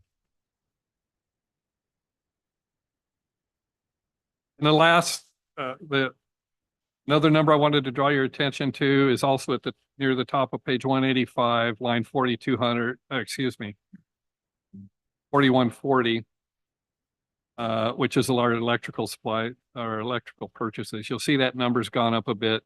Again, as I mentioned, we expect bringing on new wells, a new pump station, and those require power. I need to retire soon because the font on these budget books is getting way too small. I wanted to complain about that. I'll try to speed it up a little bit too if I'm going a little bit too slow. Page 186 is 5330 telephone. You'll see that number is increased, and that is because related to these new systems that we're going to be inheriting from the port, the new wells, the new pump stations, the new reservoirs. We're going to be communicating with those for our monitoring and control system, our SCADA system, using fiber optic lines. Fiber optic, we have a monthly charge. So that monthly charge is identified here.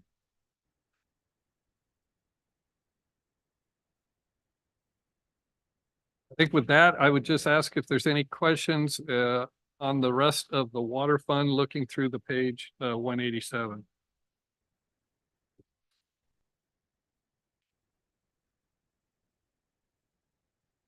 Not, go on to the Water Capital Reserve Fund, which is on 189.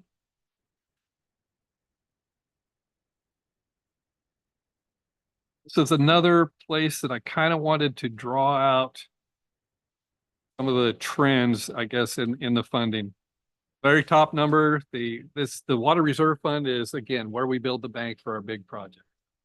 Pull the trigger, build the funds up and then pull the trigger like we did for the Dog River pipeline.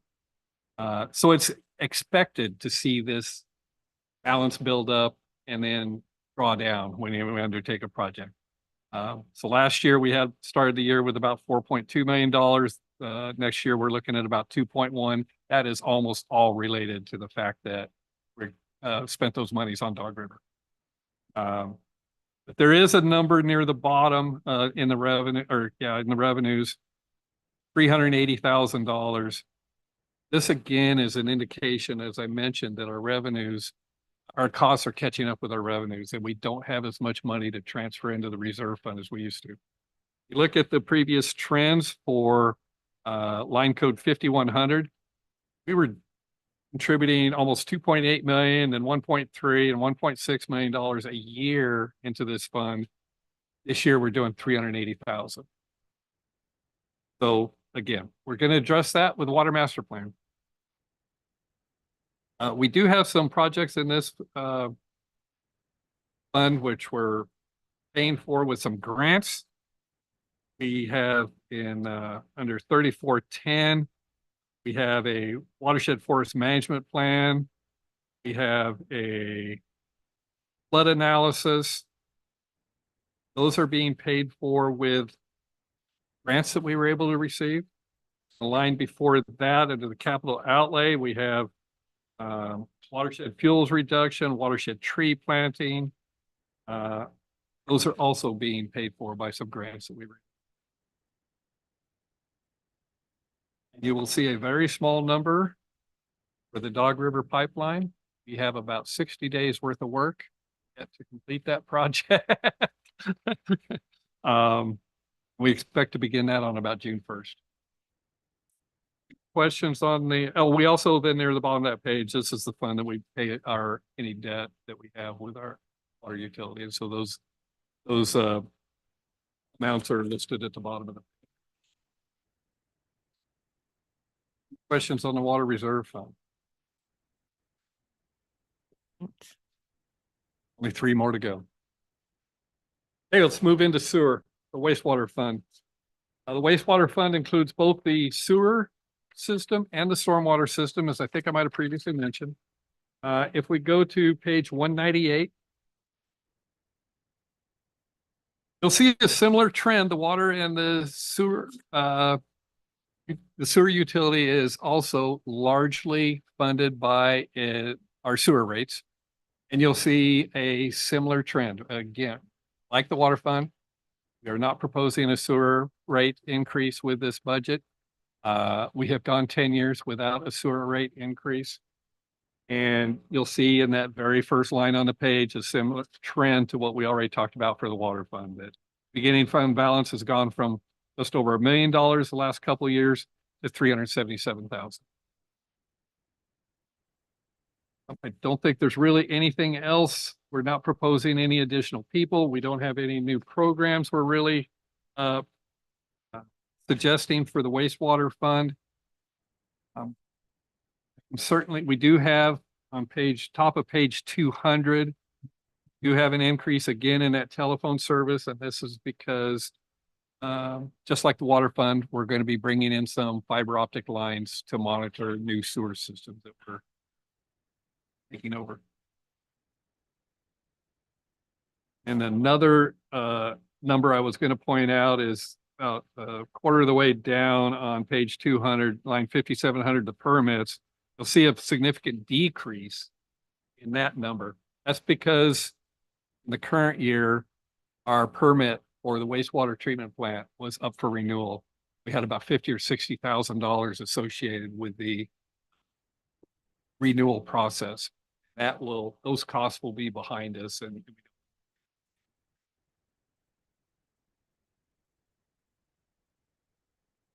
that was all I was really going to talk about on the wastewater fund itself, if there's any questions. Where did the biosolids go? Well, that was what was mentioned earlier. That's the same thing. Yes. Okay, cool. Okay. Same thing. Any other questions? really quick, just for my own like clarification. So there's no correlation for the water and wastewater funds beginning balances other than the rate increases, because there's like the Dog River project is wrapping up in the next 60 days, right? So is there no correlation between large scale projects like that as well that help that like have some sort of burden on that? Yeah, there is, and we're going to talk about that in the next two funds. Okay. So just like the water fund, there are reserve funds for the sewer. We undertake those big projects in those reserve. Okay. And I would say as far as the correlation, you see general trending alike. The beginning fund balances drop in both. It's been the same amount of time since we have done rate adjustments on both of those utilities. Mhm. Yes, there's those kinds of correlations. Thank you very much. As a, Or last as long as we could. Oh. Any other questions on this wastewater fund? remember years ago when we looked at building out the sewer treatment, and one of the proposal was to reclaim the methane that was coming up and being wasted, that we were going to capture that and then build a generator. We did that. That was part of the last sewer treatment plant enhancement project. We, recall, I think we ended up at about $11.5 million on that the whole project, not just. And part of that included the installation of what we call a microturbine to use the methane gas that's produced in the plant as fuel to generate electricity. We've had some problems with that system, and it's actually been offline for almost a year now, as they've been waiting for replacement parts. But it is a priority of mine and with the operations team to get that system repaired and back online. Correct me if I'm wrong, for your knowledge, taking that methane, generating electricity, and what that does, there's a process that removing the bacteria from water as it passes over lights, ultraviolet lights, that electricity was going to power, and that would reduce the cost, operational cost. And that's where we save money. Yeah, we weren't, we were still going, the plant was still going to use more power than we could generate with the one Right. microturbine that we installed, but we were going to reduce the amount that we were buying every year. Continue on that. Thank you. That's I sound. will. So the one difference between the water and the sewer utilities is the sewer utility actually has two reserve funds instead of just one. So starting on page, let's see here. Page 203,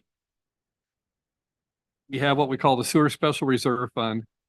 This is the fund where we build the monies and complete the projects mainly related to our wastewater collection system. So this is the pipes and the pumps that transfer the wastewater to the wastewater treatment plant. We have a project in there to upgrade our SCADA system. This will be phase 2. So we're building the funds for a project that'll probably be undertaken a year and a half or 2 years from now. Right now, we are in the kickoff phase, initial phases of the SCADA upgrade phase 1. Didn't mention it in the water fund, but the funds are in there. And that will focus on the control systems out at the water treatment plant. SCADA, an acronym that stands for Supervisory Control and Data Acquisition, and it's the system that monitors and controls our treatment processes, provides all that information back to the plant operator so that they can make operational decisions. We've got that, we're building the funds for the second phase, which will be the downtown portion. We do have $600,000 for slip line projects. Slip lining is a very, in my mind, cool technology where we're able to rehabilitate old sewer lines that are cracked and failing without having to dig them up. We can basically bring in a contractor and they extrude a PVC plastic liner throughout the inside of the pipe, just working manhole to manhole. We don't have to dig the thing up. Much more cost effective. All of a sudden you're taking a pipe that is at end of service and adding 50 years to its service. We try to do $400,000 to $600,000 of that a year. Last couple of years, we had a couple of other big projects and we had to take a break from the slip lining program. But this budget provides that we get back on track with that. And then we're building the funds for a project to upsize the sewer main in First Street. This would be east of Weber. And also some storm system upgrades at the same time. So both of the 1.1 million and the $500,000 are building funds for a future project. You have some. We're just paying one small bond in here. Most of our debt payment is in the next fund. Any questions on the special sewer reserve fund? What's the on line 7640? What's the change in like the previous year it was 1.46 million and now it's only 500,000 for Well, we stormwater? completed the project, so or we're undertaking Okay. the project. So try to go too far west on West Second Street. You'll get stopped right there in front of Castle Mirador and can't go any further. Right. Yeah. The That's project that we were building funds for in this fund earlier, and we're pulling the trigger on and spending those monies. How long till that's done? About a month. Was told today. Any other questions on the sewer special reserve fund? My last fund is the sewer plant construction fund. This is where we build monies to take on the bigger projects related to the wastewater treatment plant itself. One project that we have identified in here is the expenditure of $650,000 to update our wastewater facility master plan. I mentioned we're doing the water master plan right now. These master plans are 20-year plans. A good practice to update these 20-year plans every 10 years, or if there's been significant changes in your system that would affect findings and recommendations of the previous plan. Our sewer plan is just now coming up or just past 10 years. And we have certainly had some significant changes occur that warrant updating the plan as it applies to the treatment plan itself. We're not going to spend any time this time looking at the collection system and the piping. And so that's going to be kind of nice. But we do have some challenges at the plant itself. And it's a really good time to update that master plan to get the best recommendations we can and plan for moving forward with the next round of improvements that the wastewater treatment plant will look like. But the other, so that leaves us about $6.5 million that we're building for the fund for what will likely be another $13 to $15 million project at the wastewater treatment plant when it's undertaken. So that 6.5 million, that's into the savings account. That will be in the savings account by the end of this proposed budget year. And that goes along with line items like 81-57, the plant I'll assume construction fund for 4.7 million. Seems like the majority of that. I'm sorry, where were you? Yes. Yes. Okay. There's 81-57. Oh, there it is. There you go. So that $4.7 million, you're looking on page 203. Yep. Okay, so that is actually showing we had the system development charges that we collect for the sewer system. System development charges, SDCs, those are one-time charges that are assessed on new development.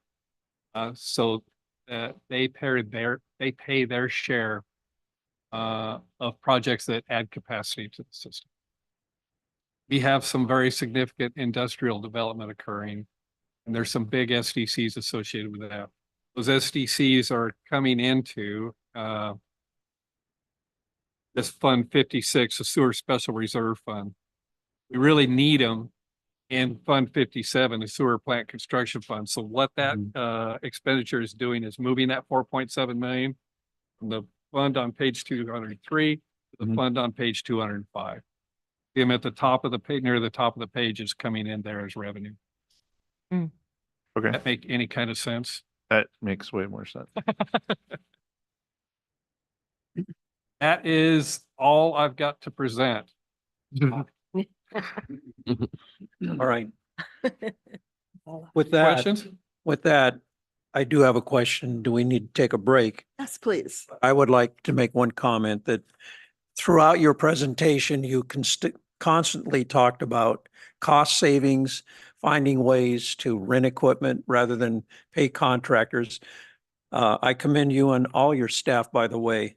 I also like to say that when we need paddle boards for helping the kids at Lions Club Crossing for Halloween, your staff runs out and helps and picks up. You have an incredible group of people working for you. And so Thank you. I just want to tell you that. Pass along your comments to them. Thank you.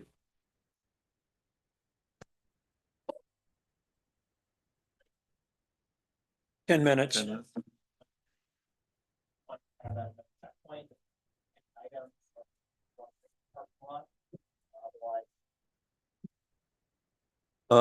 Code 7277. For the back. I have it memorized. Oh, do you? 72. Wrote it down. I didn't need to. 72.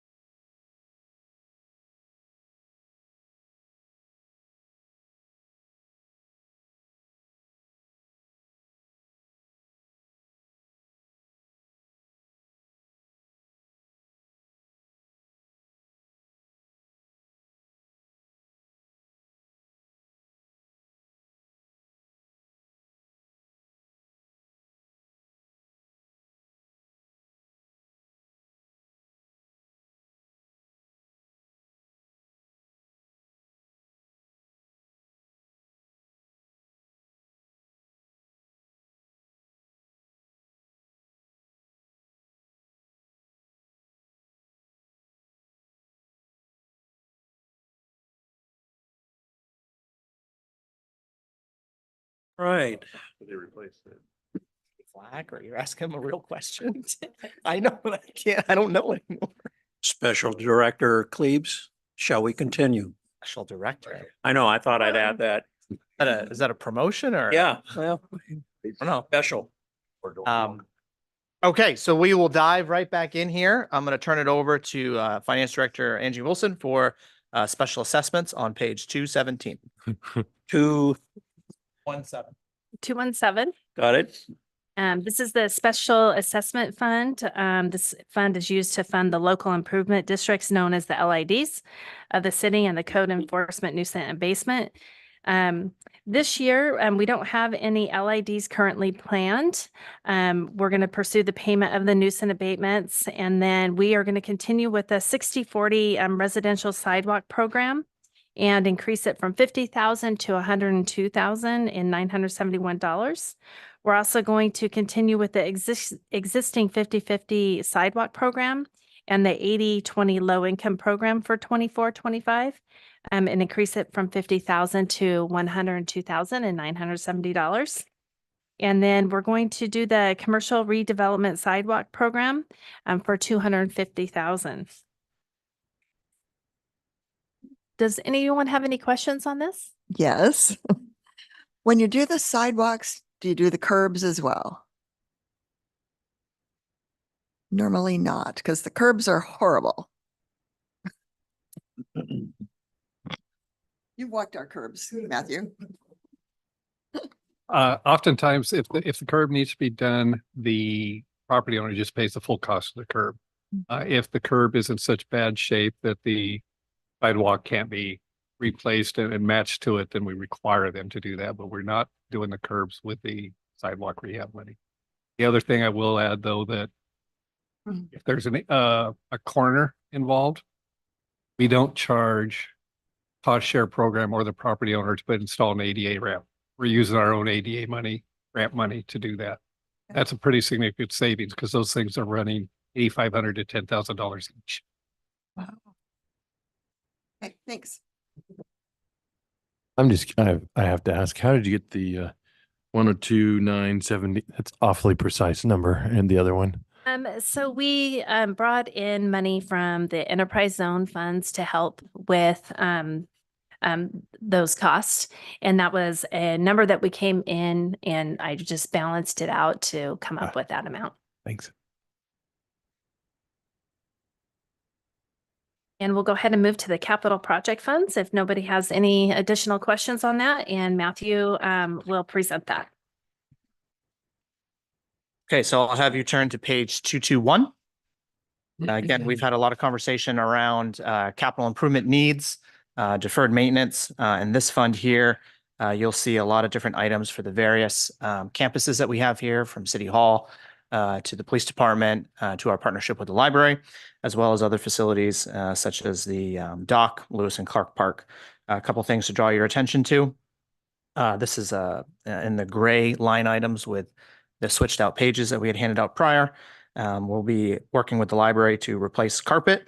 There is a door security system that we've been working on for a number of years with our new facilities department and IT department. It's our expectation to see some progress on that in the coming year.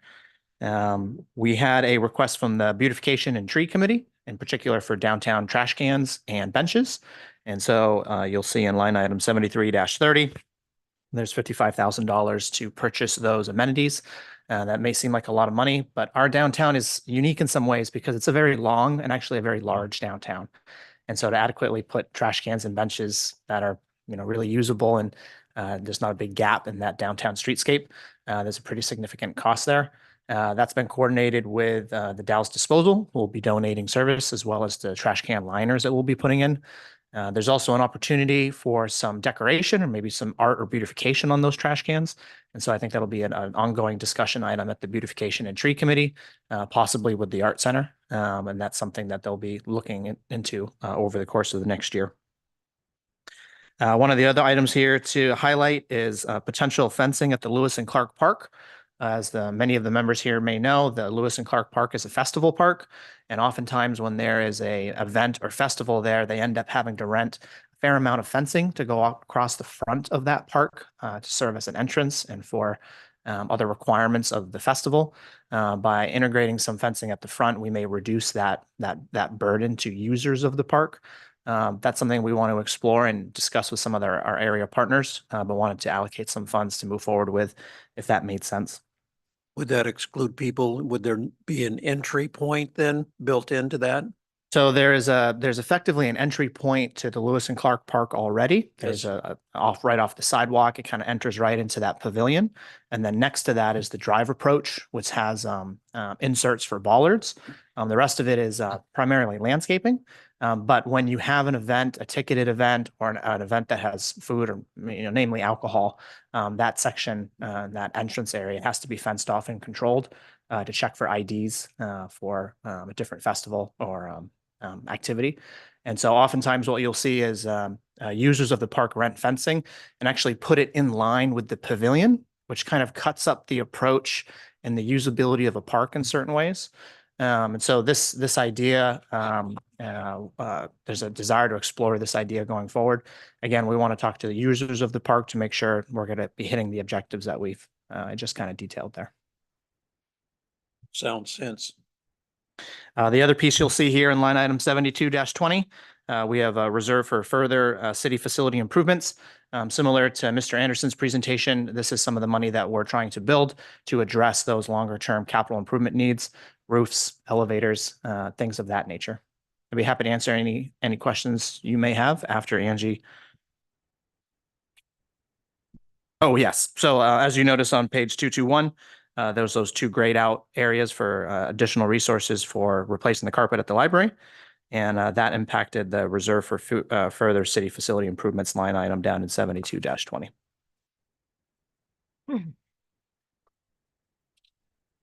Matthew, can you describe the general service improvement example roundabout?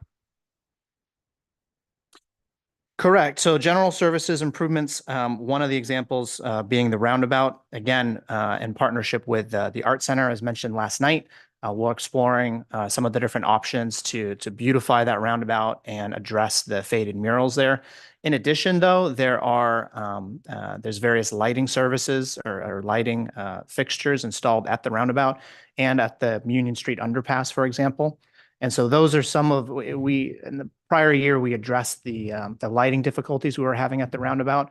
But as with many maintenance needs, sometimes they break and they need to be replaced. And so we wanted to allocate some resources to address a failure.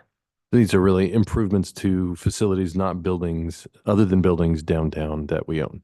Yeah, there's really those two categories there. There are the different campuses and the actual building facilities that we have. And then there are these public amenities that have either been constructed via grants or in partnership with the Urban Renewal Agency, for example. Urban Renewal often helps build these facilities, such as the streetscaping that we see on downtown 2nd Street. But then the ownership and responsibility of that transfers over to the city, and we're charged with maintaining them.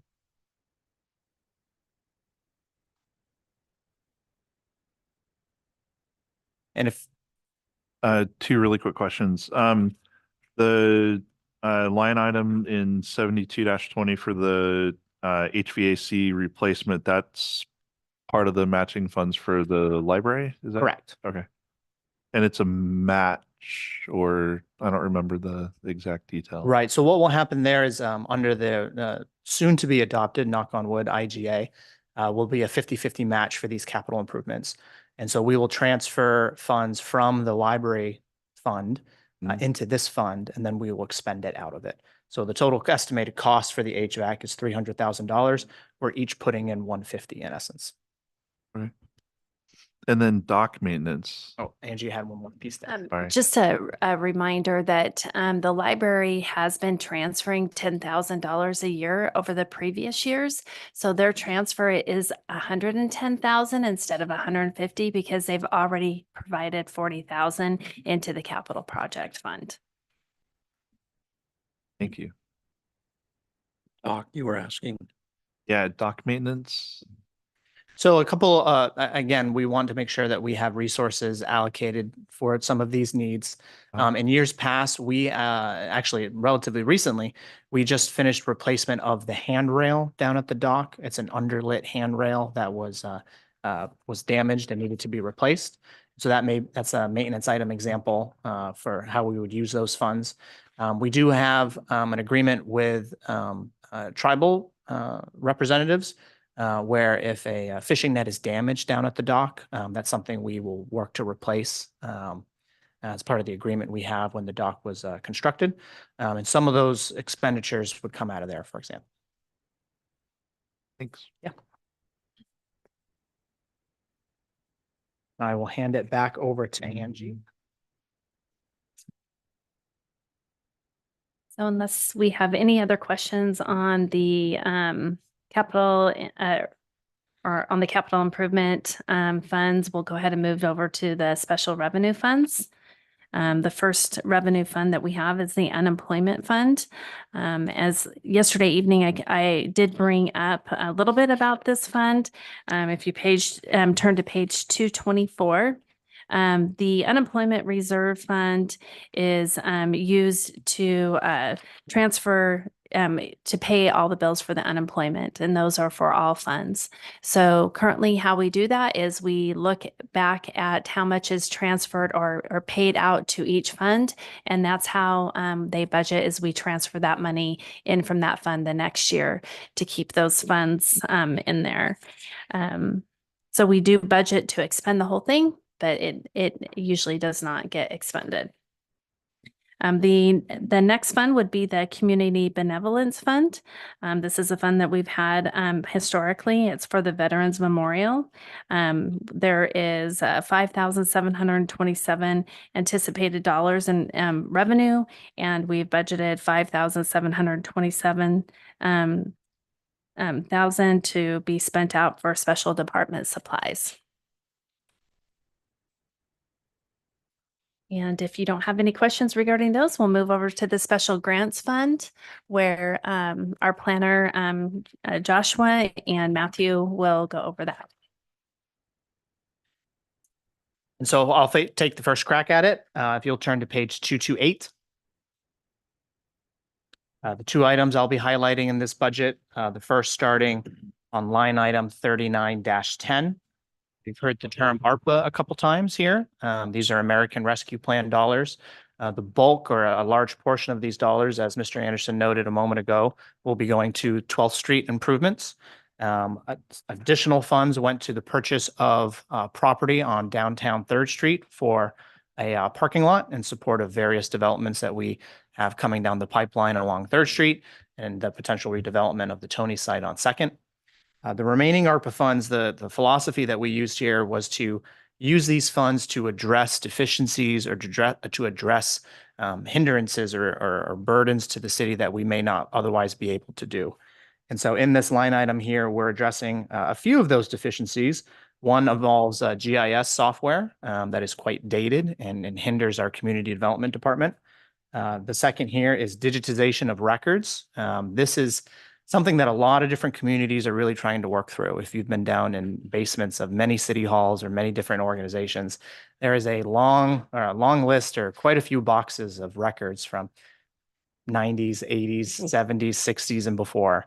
And so that makes it very hard to research. It makes it very hard to look into the history of our organization. In addition to storing those records and their eventual degradation as the years pass. And so this is a unique opportunity to digitize many of the records, not all, but many of the records that the city has, and help bring us in further into the 21st century. We'll also be looking at radio upgrades for the police department, an evidence fridge that will meet the requirements that the evidence department has for proper storage of critical evidence for different cases, along with body armor.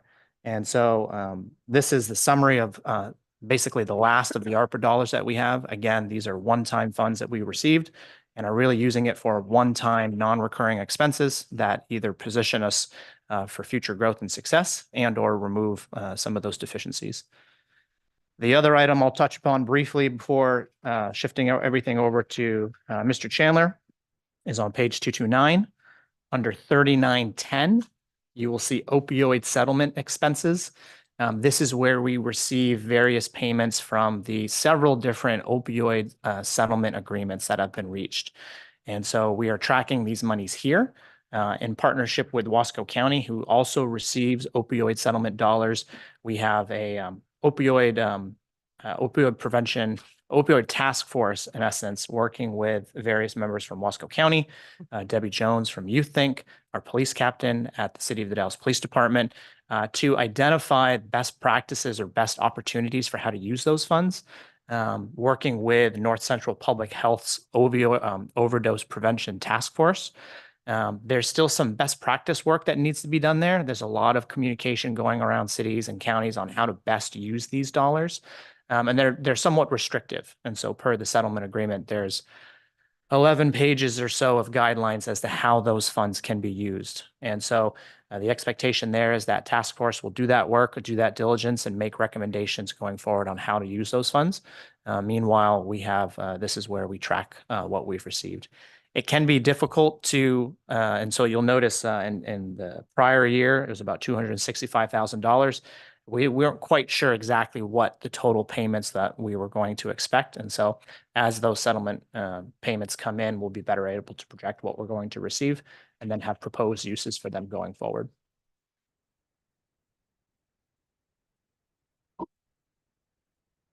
Thank you, Angie. And just one final comment to highlight down below under transfers. Same page, 81-02. That's where you'll see that transfer out for the 12th Street project using those ARPA dollars. And so with that, I'll hand it over to Josh Chandler to highlight some of the other items in this budget, and then we'll answer questions at the end. Yeah, great. Thank you. So going back to page 228, you will see the line item 3110. This is an integrated planning grant. This is for 510,000. So the city of the Dalles will be closing out the Brownfield Coalition grant, which has been a really successful grant that we've been able to assist in the redevelopment of brownfield properties.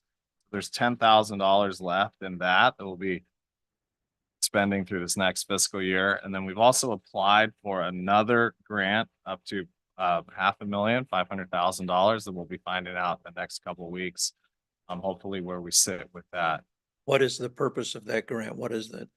This one, it's to assist with the redevelopment of brownfield properties. So properties that have, yeah, the current coalition grant that we have is one that's shared throughout the region. This one is going to be for the city of the Dalles alone. So, quite a benefit to our community.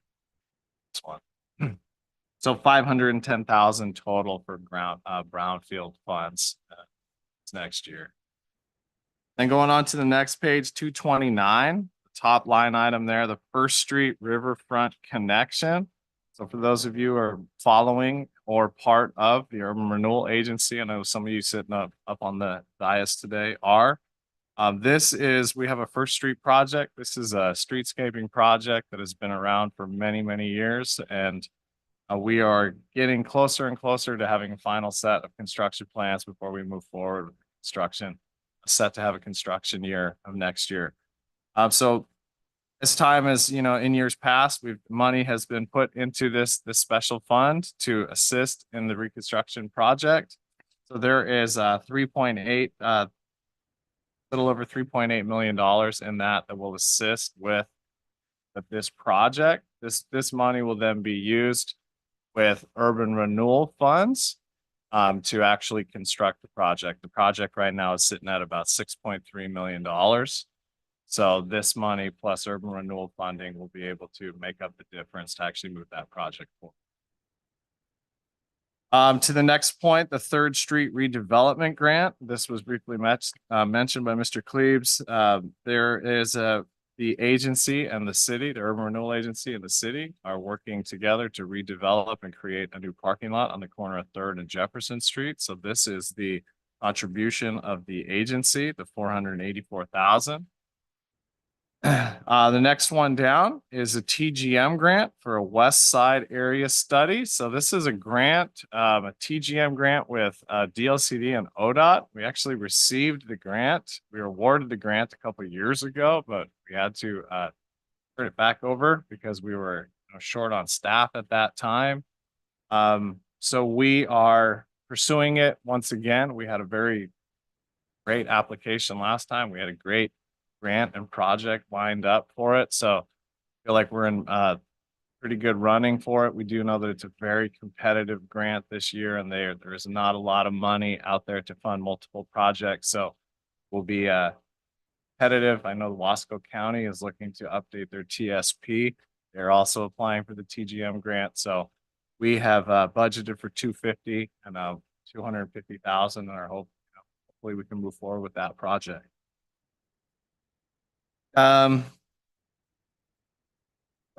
That's it. The only other item I would add is that there has been some discussion at the Urban Renewal Agency and City Council around support for a plaza or Federal Street Plaza type project on the intersection of Federal Street and Second. What staff is intending to do in coordination and using some of the First Street Riverfront Connection funds is to do a dust off or a redesign, if you will, of some concept renderings of that Federal Street Plaza that was done a number of years ago. And so we want to dust that off, get additional input from the community members that we have today. And that will allow us to get a better dialed in cost estimate for the potential construction of that Federal Street Plaza. And then staff would come back with a recommendation on how we could potentially accomplish that. So I wanted to note that as part of this fund. So what is the West Side area plan? Yeah, so it's an integrated planning and transportation grant that will just take a look at, overall the really trying to incorporate, moving more investment into the west side of town, improving our road systems, just a better use overall, mixed, encouraging more mixed use development out there. Really, it's just a comprehensive look at the west side of our town and trying to, there's been, that side of town was the area of town that was annexed into the city kind of last. So there's a lot of, there's county roads built to county standards. So there were, the roads are not the width that we have for our road systems. There's a lot of dead ends on that side. So really trying to take this overarching look at that side of town and trying to incorporate it more into current city standards.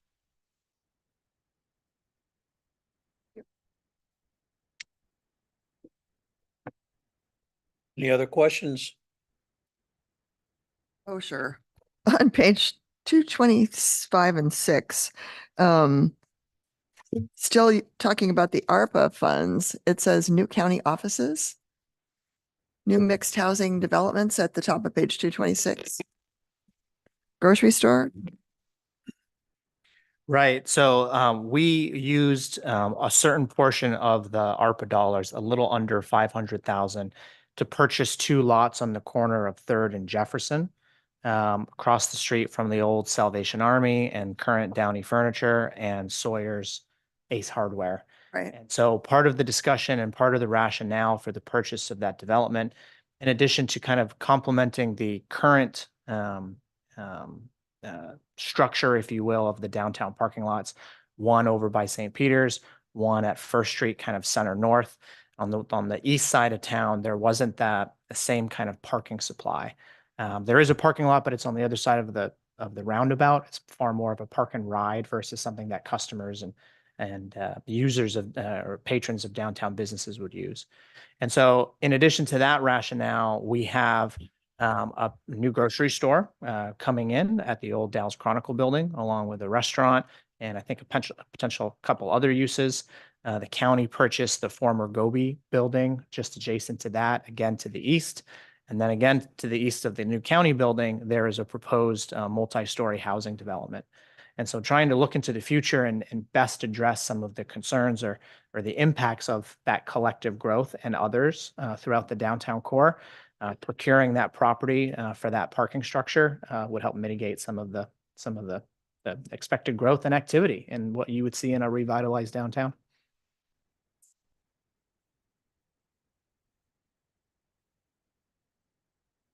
Any other questions? Okay. Thank you very much, Mr. Chandler. Turning to the state office building, I will hand the reins over to Angie.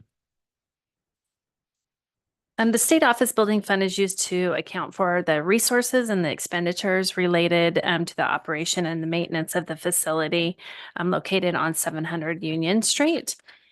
And if you will turn to page 232 of the state office building worksheet, you'll see that we're anticipating that we'll have a beginning fund balance of 254,000.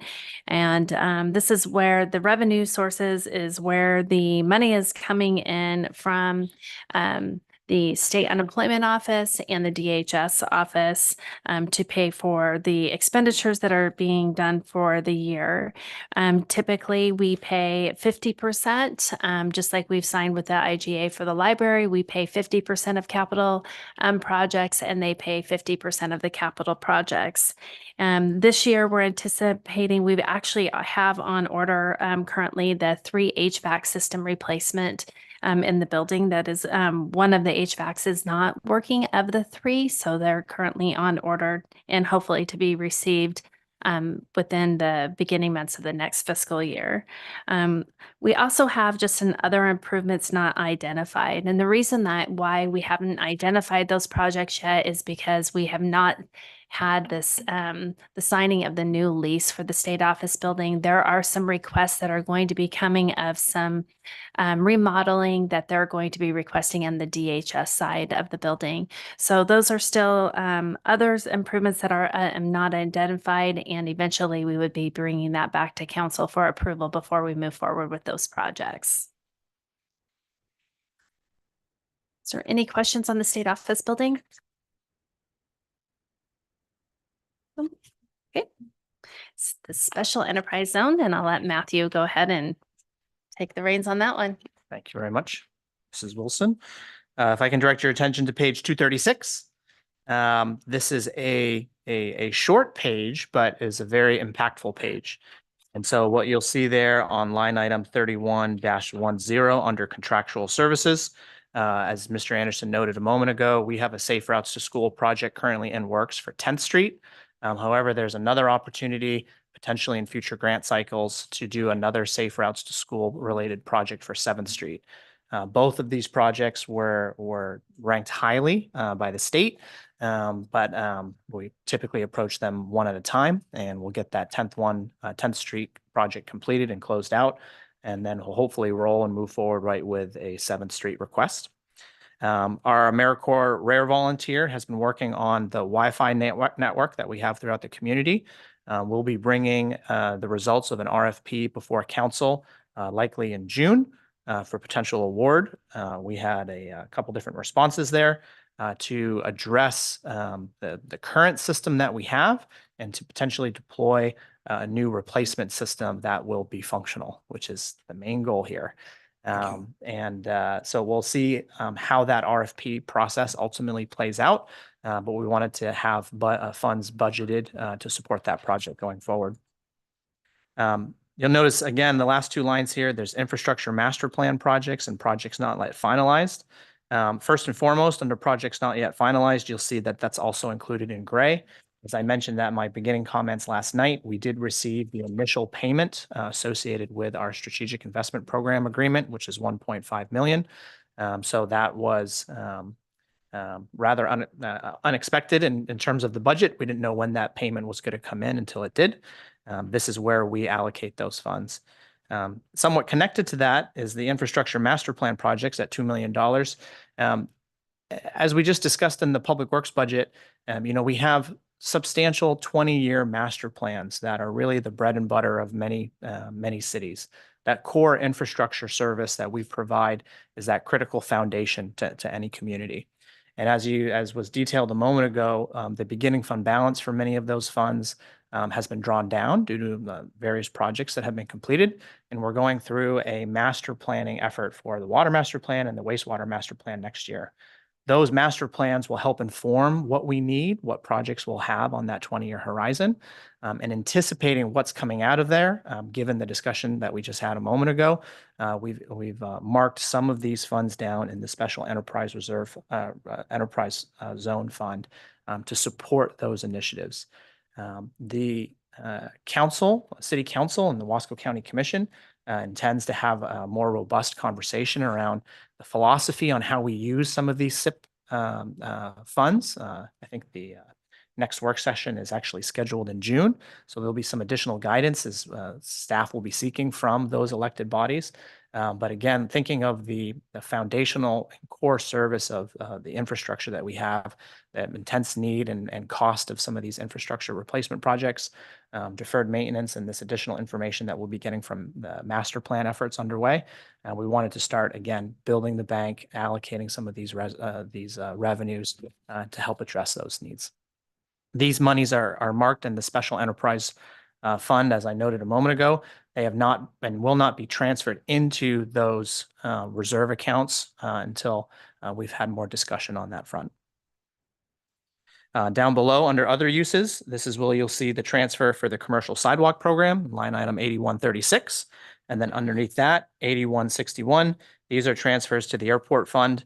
The $350,000 is our share of the match needed for the EDA grant, again, that we spoke about a moment ago. And then $180,000 as an airport T-hanger grant match and a $360,000 loan. There'll be some additional action that the council will have to take to formalize that loan, but we don't want to take that action unless there's support to put that money in the budget. Those funds will be, in particular, the grant funds will be matched by Clickitat County as well. Any questions on the Special Enterprise Zone Fund? Is for the downtown Wi-Fi, is that a complete replacement of the existing infrastructure, or is the RFP like an assessment for existing infrastructure and improvements that need to take place? So the RFP was structured as in essence as zones. And so there are different zones throughout the community that have Wi-Fi coverage, the downtown being one, but Cirrhosis Park, the Discovery Center, there's quite a few different areas. Some of those areas have held up better than others. The downtown area in particular is most well known for not working. And so each of those zones in the RFP had a response. And so as part of our review process, we will recommend which zones to move forward with and which ones to maybe phase in at a later date, depending on, the total cost and what we think we can take on at a given time. That was kind of how that was structured and approached. Thanks. Any other questions? Yeah. Councilor Richardson. Thank you, Chair. So I just want to make sure I'm reading the numbers right, Matthew and Angie. It looks like we have just shy of $5 million in the special enterprise zone coming in or coming in. And basically we're going to zero it out. We're going to spend it all in on a number of, well, as things we've already talked about. So transfers, airport, a lot to the airport, and a variety of other projects, some of them not yet identified. We're kind of leading. I just want to be really clear on this. We're kind of leading the discussion on how to use our enterprise zones because the budget process the cart is structurally ahead of the horse, essentially. To a degree. So some of these funds, for example, projects not yet finalized. Yeah. That's kind of a question mark pending some of those conversations. Yeah. The infrastructure master plan projects, I guess you could say it's leading the cart a little bit, but we wanted to, and this is staff's my recommendation, to put some kind of proposed use next to those dollars, given the needs of the organization, and the need to provide some of these services. As I mentioned a moment ago, we won't actually transfer those out until that conversation happens with City Council. It's also why we approached some of the airport support as a loan. So Yeah. we would have those monies come back and realized in this fund to be used for other purposes. I think that's really important, and I appreciate it. the fact that we will be having this conversation and hashing out some of these things philosophically, and I'm laying out a roadmap for how we want to spend this money for maybe years and years to come. Hopefully wisely and constructively for durable good for our community. Well, and that's where a lot of my interest lies in organizing and that work session to kick off in June. We had discussions, as you recall, at the city council goal setting sessions to have this very discussion and to provide that policy or higher level guidance to staff on how to think about and how to consider uses of these funds. And so that'll be hopefully a very helpful discussion. So I'm going to consider this particular fund something of a rough draft, or at least a first pass in advance of that conversation.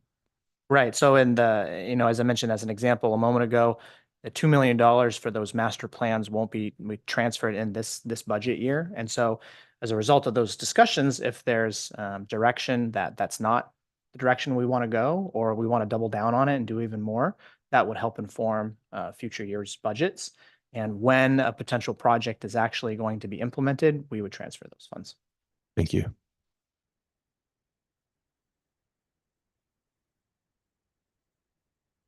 Okay, if there are no other questions, I will hand it over to Angie to bring us home. If you'll turn to page 237, that's our debt, our debt management. And this is where we have all of our bonds and our loans. The CWSRF loan and the ARRA loan are and the Business Oregon Dog River Pipeline loan are all in the Sewer Plant Construction Fund and the Water Capital Reserve Fund that Dave talked about earlier. So the next pages on page 239 would be the Airport Debt Service Fund. The Airport Debt Service Fund is supported by lease revenue that pay and property rentals that pay for these loans. We have the bond that was initiated back in 2015. That's budgeted to be paid off in 2035. We also have the Click-Attack curb loan, which was paid off in 2023. And then we also have a curb loan that Click-Attack County took out, and we are paying that back. And that was a 12-year loan that'll be finalized in 2035 also. The 2008 debt service fund has been paid off. There is $3,000 remaining in the balance of that, and that money will be moved out to the street fund. The 2009 debt service fund will be paid off in 2032. This loan was for $12,100,000, and part of this loan was for the urban renewal, which the urban renewal does pay us payments back on that, which you can see on the revenue line item. This year they're paying $801,925. We also receive special assessment fund money and water capital reserve and sewer special reserve money to pay that debt off. And then on page 241, I'm sorry if I'm going fast, I'm trying to finalize this for you guys. So if you need me to repeat it, please just let me know. The utility revenue bond that was created in 2018, that's budgeted to be paid off in 2032. This was a refunding bond to pay off the wastewater and water previous bonds, and it was also taken out for water, wastewater projects. And that would be it on the debt. Does anyone have any questions regarding that? KCO, Click-Attack County. Click-Attack County curb loan, yeah. And I just need to present some information that the airport resides in Washington, but it's owned by the city of the Dalles. And so there's a cooperation between Click-Attack County and the city of the Dalles. So it's a partnership that we've entered into, which has benefited both. While the airport really benefits from having two sources of revenue, but it also expands the possibility of grants from both Washington, Oregon, and the federal government. So it's proven to be a good partnership, in my opinion. And that's where those funds, they're equally, I think, 50-50 when we do that. So it's a good thing that that's developed here over the years. I just wanted to bring that information up. Okay. Does that mean that we have concluded the, If there are no other questions, we would move on to the next portion of our agenda. And Mr. Chair, you'd be looking to see if there's anybody who wishes to testify in favor or opposition. To have that right here? However, I think we're just so close to the end that we could continue. Does everyone, we took a break, but we also need to extend to 8:30. Is that, everyone agrees with that? All right, then we'll continue. Does anyone wish to testify in support of, in opposition to, or in any other way directly related to the proposed budget? And this includes anyone in the audience. It's a public testimony. Anyone? Now is your chance. The public testimony portion of this hearing is now closed. Does the committee feel it has enough information to make a decision? If so, I will entertain a motion. Don't we want to talk about the safe space? Making an amendment to the budget for the safe space money. you talk about that now if you would like. I think a moment ago, what we tried to resolve at each portion of the budget. And I think the consensus I heard from the group, unless I'm mistaken, is that we would fund the safe space request at $25,000 and reduce the reserve for future expenditures line item. Is everyone in agreement with that? Is that considered an amendment? Yes. That would be. Do we need a motion on that or can we go Well- by consensus? No, we have to make a formal motion to approve the budget and Yes. then add that language in. I mean, I wrote it down, but. You have it written down, Darcy? Okay. So that would be included in the final budget, is that item of the safe space? Mr. Chair, Yes. I would move to approve the proposed budget and with the addition of $25,000 for Safe Space Children's Advocacy Center from the reserve for future expenditures and recommend its adoption to the city council as amended. And we have a motion on the floor. Do we have a second? I'll second the motion. We have a second. Do we have any further discussion on this item? Any other? Yes. I'm curious. So there's a couple of new members, right, for the committee. Correct. How do you guys feel about it? It's a lot. It's a lot of numbers. It's a lot of pages. It's a lot of ideas. How are you feeling about it? As far as the budget in general Yeah. or a safe space in particular? Budget in Budget. general. Yeah.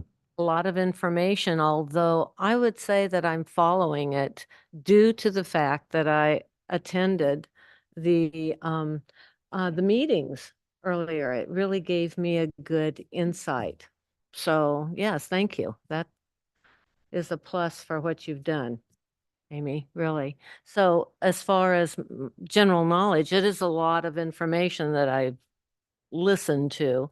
I have some comments, but they can be given later when it's appropriate. I don't think it's appropriate now. I think that it was well done, and so I'm happy with it. And I really like this safe space idea or concept, and I'm glad that we're going to fund that.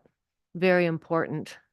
A lot to do with it. It's a lot of meat, and it's not easy. It's going to take a lot of planning, but if it's successful, it's going to be really a feather in our cap. Definitely. Anything else? Last minute thoughts? I particularly liked every department has their goals and their accomplishments and major issues to be resolved. And that was really enlightening. I think that having done this a couple years now, I think seeing some of the changes to the budget book and things like that and the flow of everything is greatly appreciated. And I'm really looking forward to next year, having the electronic one, because as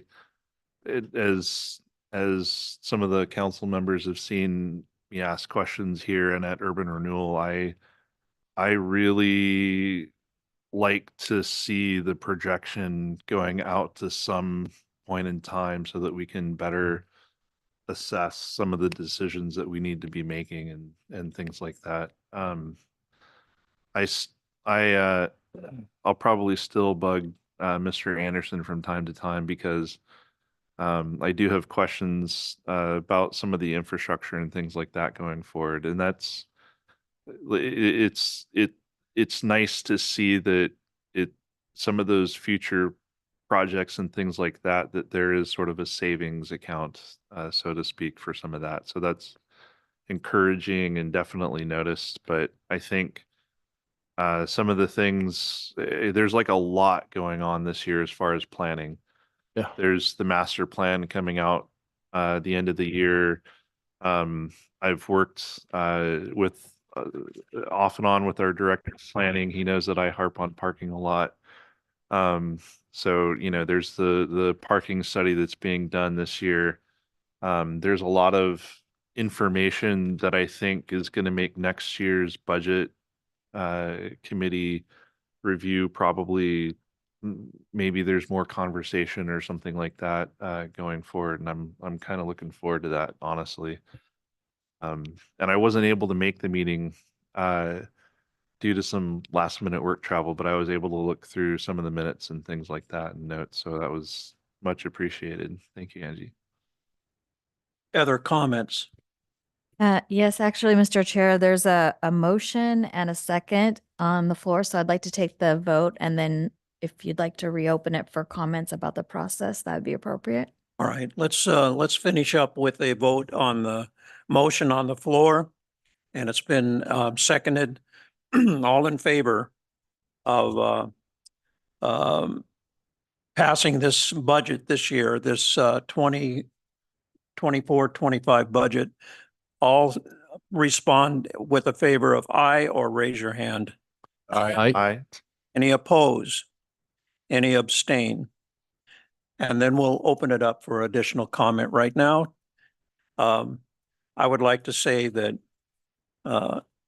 thank you very much for taking time to do this, because this is an important part of our citizens to come together to take a look at the funding that provides all of the essentials to our community financially.